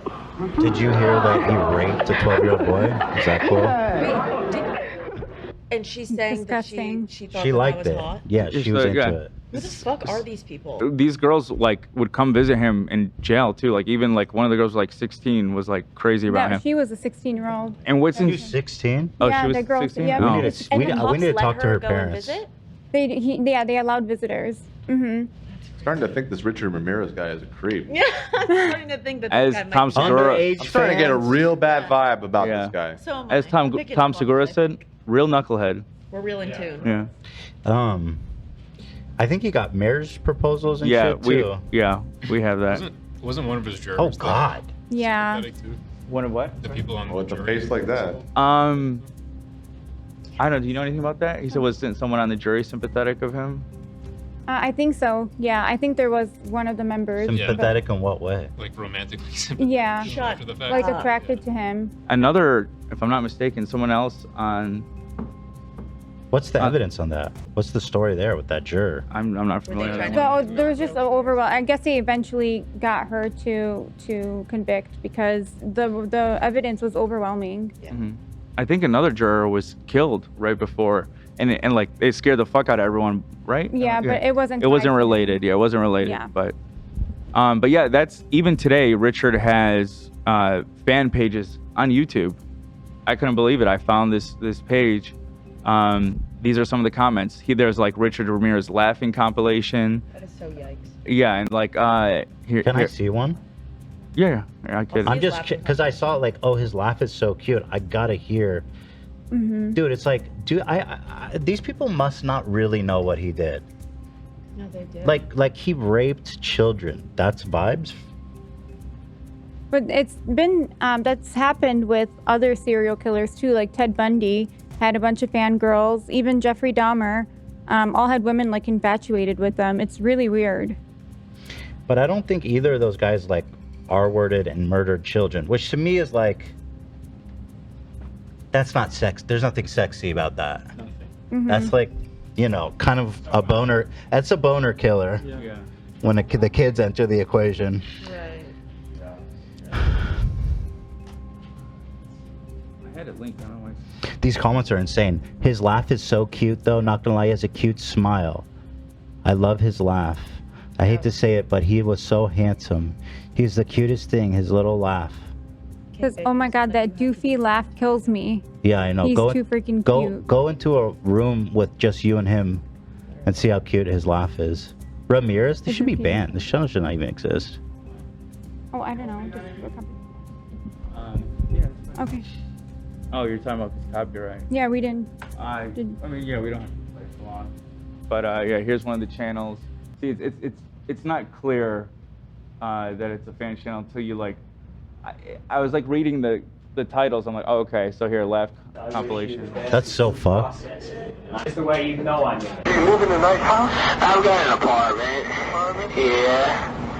Why don't you come and visit, man? He didn't laugh once. That? I didn't hear. Or laugh and smile. Wait, what? People are saying his laugh is so cute. I don't hear a single goddamn laugh.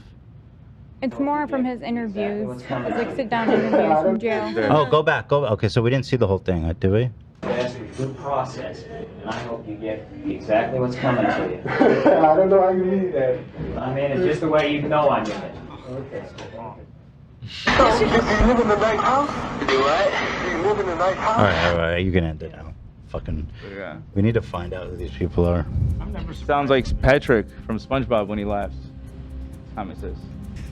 So cute, like a little kid. Yeah, he's the cutest. Like a little kid? Seriously? Yeah. FBI better be monitoring this chat comment.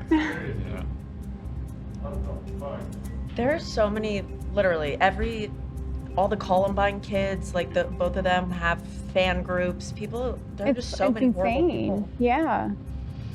I cannot believe it. Do we know about Richard Ramirez, like, come up, like his childhood? Yeah. It was fucked.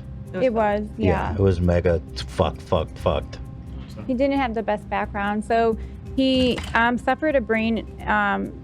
This is what. Sorry, not to interrupt you, but this is what a lot of his defenders will say about his brain injury. But yeah, go ahead. So yeah, he had a head injury when he was like really young, like under 5 years old, and then another one when he was like 8 or 9, and that one resulted in like he would get constant seizures after that, and then even outside of that, like his father was very abusive. His father was hard on him. Yeah, his father was abusive, and he had an uncle that was in the army, and he came back from Vietnam and was like telling them stories of how he would like killed some ladies in Vietnam, Vietnamese. And showed him photos. He took showed him photos, of Polaroids. How he would kill and mutilate their bodies.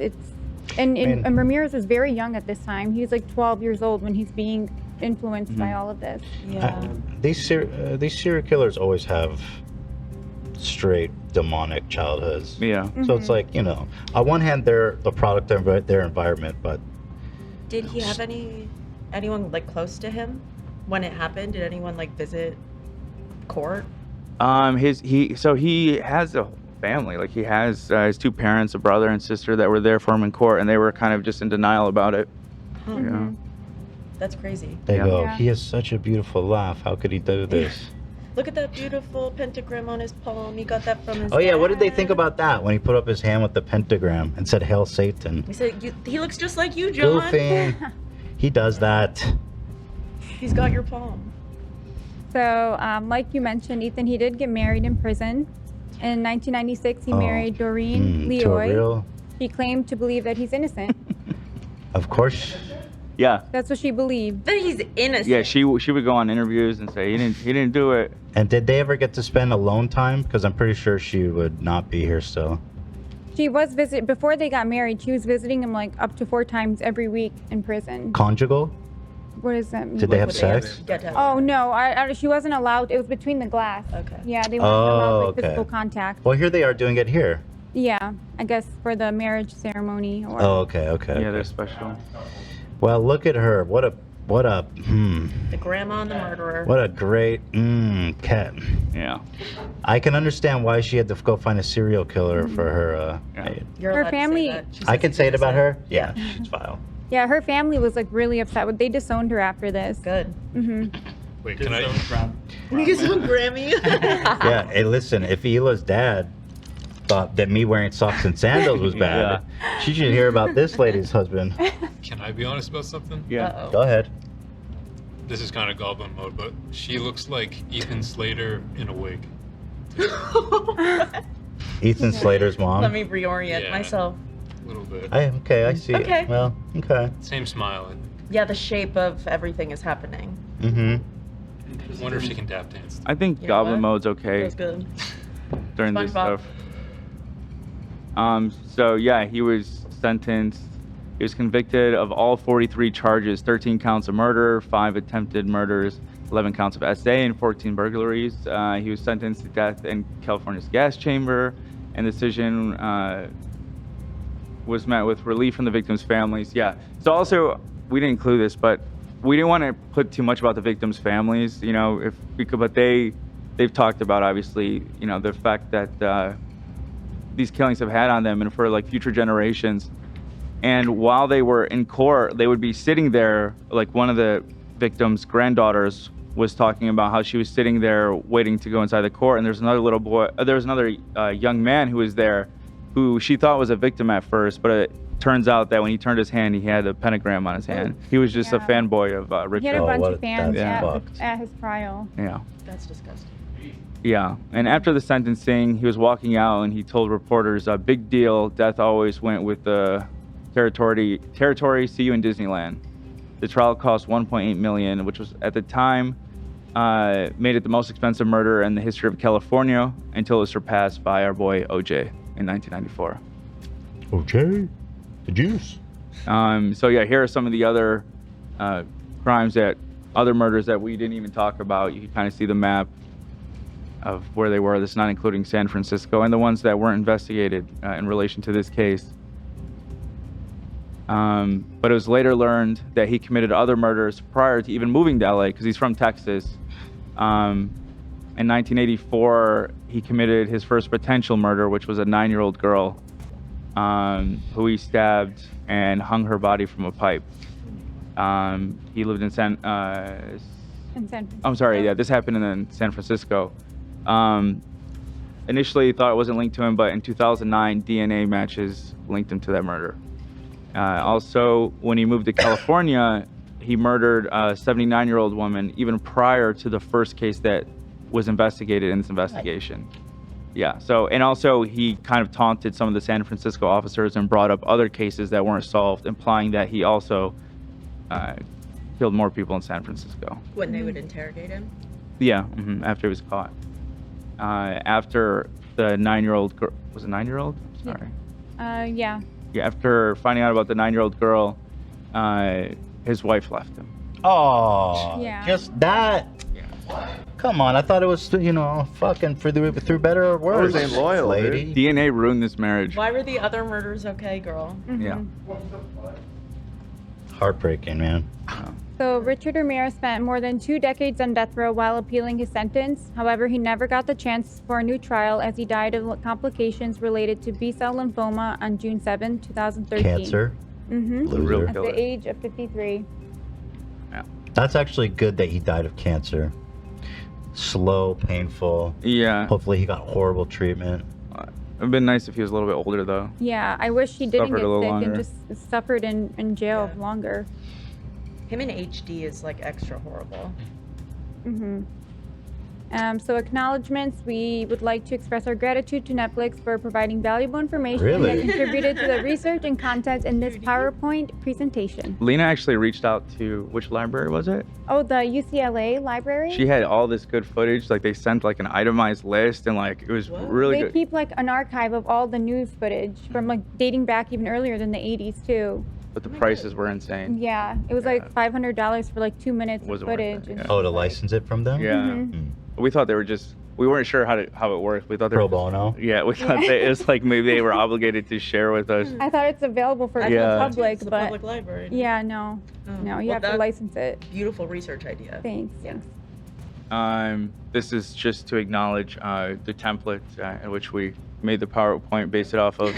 We have to, it says include this. So, Let's go. Did you look closer? that was just the slide. So just keep this. That's all I asked. So there it is. That's it. Okay. What was that? What, did it have their phone number and shit? What did you just show? Yeah, it says include this, and yeah, if you're gonna use this to include. Oh, okay, yeah, yeah. okay. All right. Fantastic. There it is. Thank you, guys. Really, really, really, really good work. Very good. Thank you for listening. Oh my God, thank you for telling. All right. Let's Go back to our seat. swap out. Right. Good.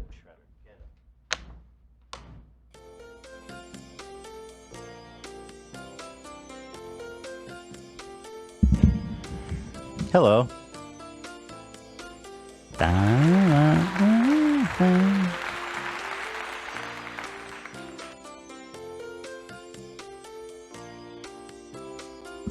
Yeah, there's a lot. You know, one of the disturbing angles of this, of a lot, is just the fangirls, the groupies. It's so fucking psycho, man. It's just so effed up. But there it is, Richard Ramirez. Was he connected to the Cecil Hotel? I thought he was. We only know that he stayed there a few times. Oh, he stayed there. Mhm. Okay. They say the stink still lingers to this day. Well, what did we think? Very good. Thank you, guys. Cheers, my dude. Cheers, my dudes. How long we been going? 251. 251? Yep. So I don't have Just anything. under 3 hours. I don't have anything else planned. So Want to just shoot the shit? What do you want to talk about? You want to order? I think I'd probably leave before the food gets here. Darn it. Did they so how's everybody doing today? Let me see. Let's see if I got anything in the doc. How'd you guys like that? Everybody watching? Vibes? Yeah, I wasn't sure if it'd be too much for some people, so I am curious. That one's pretty bad, yeah. So yeah, Lena had this idea, and she did all the research for it, and I kind of just helped with the PowerPoint. But this case, we were kind of just doing as practice because we were familiar somewhat because of the documentary. So we're like, we'll do this just for format. But then, I don't know, as we started to work on it, we found out that not a lot of people in the office were familiar with it. And then, I don't know, we kind of just got a vibe off people that they weren't familiar. So we're like, whatever, we'll make this one, see what people think. I think on future ones it'd be fun to do, or like the Swedish guy. Like I don't know anything about Something that. goofy. Sounds interesting. Yeah. Like some right. Some new ground. Mm-hmm. Although it was fun. I mean, the vibes were good. People liked it. Yeah, really great job presenting, guys. Thank you. Lena was very, very nervous. So Yeah. Oh my God, we but- couldn't tell. You did great. Well, I asked Olivia for some pointers, and Aw. you gave me some great advice, so thank you for that. Oh my God, anytime. PowerPoint advice? I'm gonna Yeah. get some from Lena now. PowerPoint girls? PowerPoint girls. Yeah. Very good. Powerpuff girls, PowerPoint girls. Let's Lena, talk about it. Now eat a spicy chip. Oh, people are asking for health updates. Okay, I'll give you a health update. So I've been sharing all the health updates, so I'm going to keep sharing them. So I did the blood test yesterday. They're so fast, man. I got the results already this morning. And I wasn't sure, but so I didn't test the ANA. It was just like a complete blood panel, right? CBP, that's what they call it. And I had been sick recently too, so I was a little bit like, I don't even know if it's going to be accurate. But I'll tell you, it doesn't have notes from the doctor yet. Okay. There's no exclamation. So there's 3, no exclamation marks, no speckled and homogeneous. Good news. Although hold on, we didn't run that test. Okay, that's not good news. That's bad. So we just did like we just did a blood test. We didn't check the ANA and the immune response stuff. But one of the reasons that we started looking into this whole thing was the white blood cell count and the platelets. So I'm happy to report that my white blood cell count lowered. Actually, it's the high side of a normal range. Let's go. Nice. 9.57. Oh, I guess it's slightly above. They say the normal high is 9.95. But I'm right there, baby. And then the platelets is high still, but actually went down. It's at 493 now. And the last one, it was at like 750 or something. So it was a lot higher. Thank you, Slide Whistle. So that I didn't expect that. And that's not the part that like indicates lupus. That would be the ANA. But I don't know, because this is the whole reason I went in there. So that's good news, I guess. Better than it going up. So that's the CBC auto. Oh wait, no. Yeah, that's the CBC auto differential, whatever the fuck that is. Here's the CBC. Same thing. And then there was another one. Differential automated. And then this one, everything was normal. Another one. I never had a abnormal test on this one, but it continues to be normal. So that's pretty good news, I think. I mean, on the white blood cell, red on the platelet count. Mm-hmm. And people say gas leak related. I don't think so, right? I mean, I don't think natural gas can do that. Nah. As far as I understand. And I asked my doctor too about it. Could it be mold related? Again, I don't. The mold problem wasn't like catastrophic, you know. I'm seeing no relation.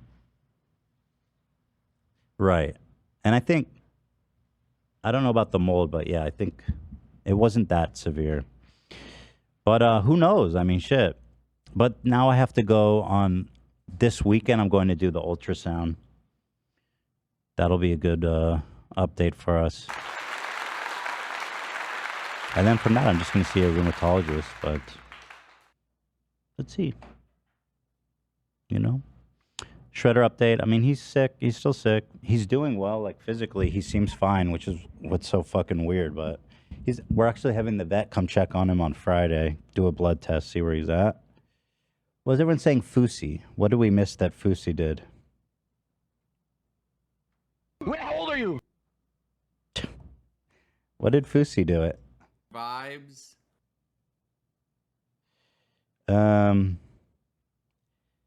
Here's a clip with Demi's sister, by the way. It's kind of interesting. From the subreddit. Demi's sister having to act out gross weight loss scenes on Desperate Housewives. Maybe explains why they're a bit extreme when it comes to anything diet related. I do know that scene. It's crazy. That's her. I'd take you to the park. That way you could run around and get some nice, fun exercise. Dinner. No. So, but this means her mom let her be cast as Yeah. like little fat girl. In this scene, that mom drives and makes her daughter run after the car. Right, it's in here. Let's see. Running around in the sun This might and be fresh air Coco. would make you feel good. No. Oh, it is. Shit, Yeah, you're right. I think so.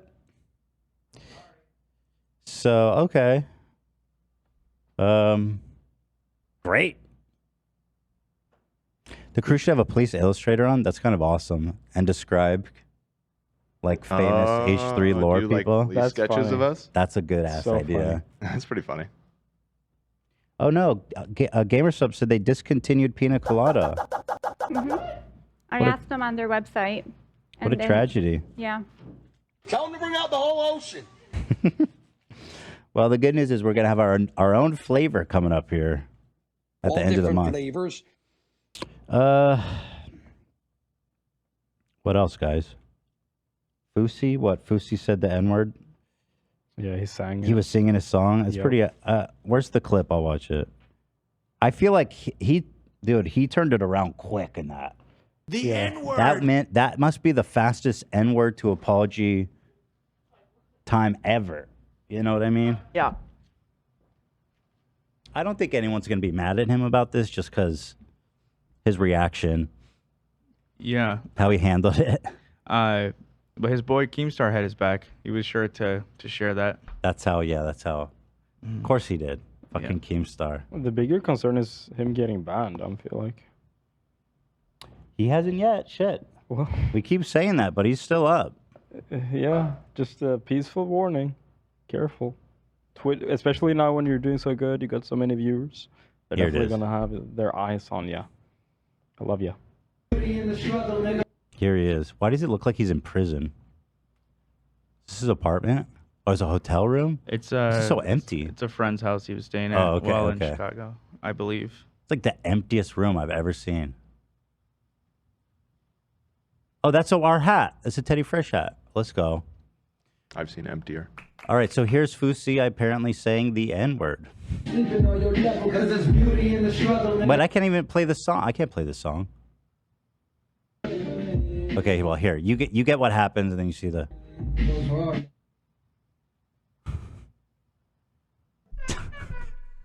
I mean, pretty iconic reaction. Can you hear him? Bring up the I volume. never use that fucking word. I've listened to rap songs every day on this subathon, and I always change it out for brother. I had a tweet that literally said, I hate when street sleeping on your level. Yeah, so I mean, I think he saved it. It's not my place. Obviously, I'm not black American, not African American, and so it's not my place to say. But I didn't see people really mad at him because Yeah. that was a quick apology, man, and he was devastated. He's punching his bed, dude. I couldn't tell if he was doing shtick or if he was really. Oh no. It seems genuine. No, it really fucked him up. Like Let me see he was this. worried about having an episode because of this. Oh, really? Because of this? Let me Yeah. hear the audio.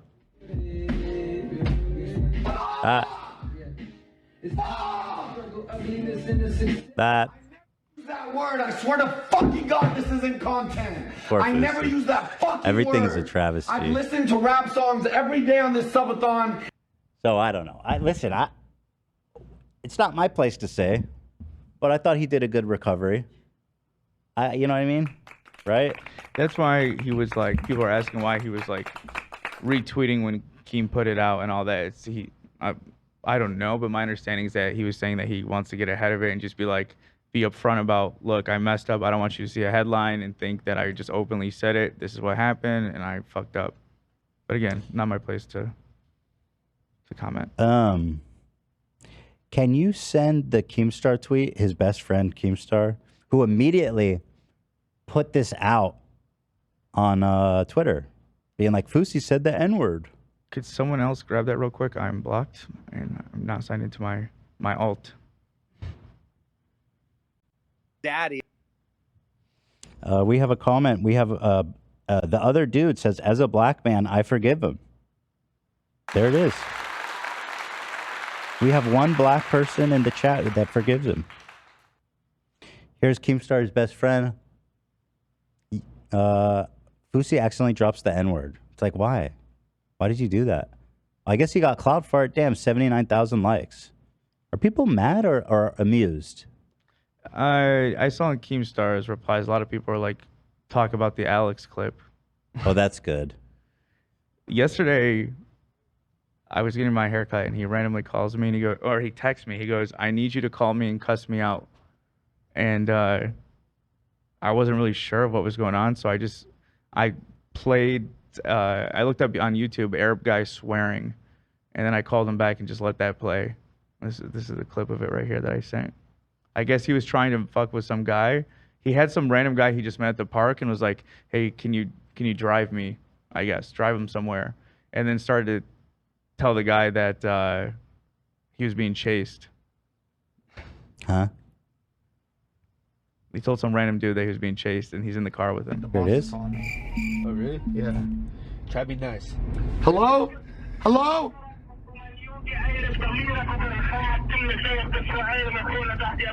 That's you? Yeah. Is that Arabic? I don't understand. I don't speak Arabic. No. Okay. There he is. He's out there, man. Has he been live this whole time? Is he not taking a break? He is not taking a break. Jesus Christ, man. There it is. Let's see. We talked about it all, really. We've done it all, haven't we, folks? We've talked about Lizzo.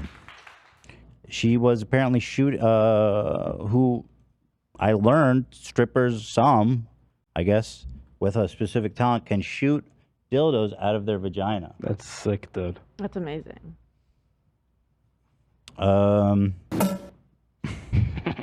a lot like that. Really? Nice, Zach. I am curious as this story develops, though, on the Lizzo thing. We'll have to stay up to date with that. And the Lovato crime family reached out to you. We didn't get to touch on it during the. Do you want to read his message? Am I allowed to? I don't know.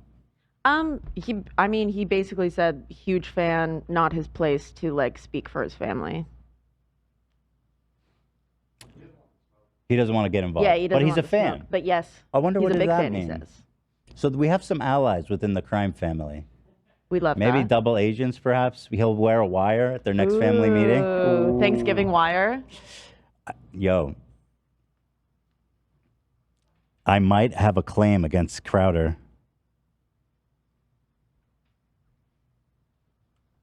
Oh.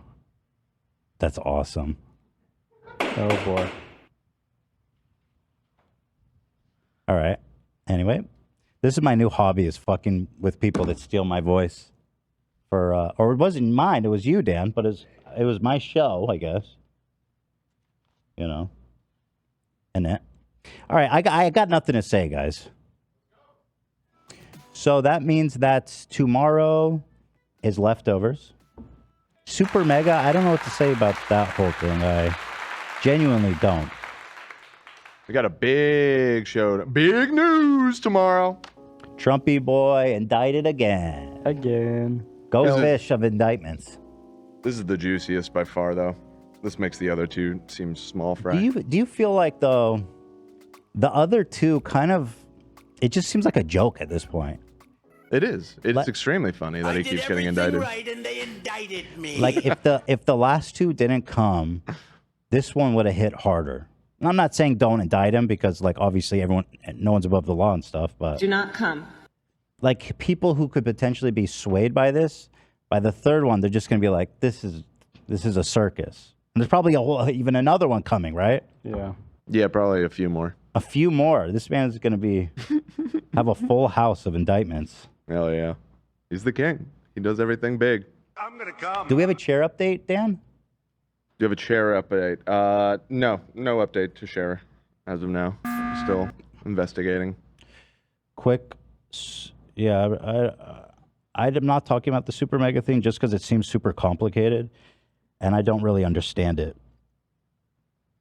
So I will refrain from speaking about it, which seems fair, right? And I'm not friends with those guys. I have literally no allegiance. Don't accuse me of being like friends with them. I don't know what's happening. A girl who worked for them got essayed. Wait, Hassan's not here, somebody said? Wait, what the fuck? He didn't tell me that. What? What?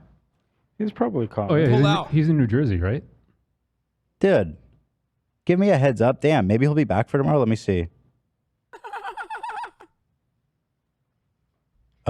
His Twitter does say he's in New York. Maybe he'll be back tomorrow morning because he didn't tell me shit. Okay.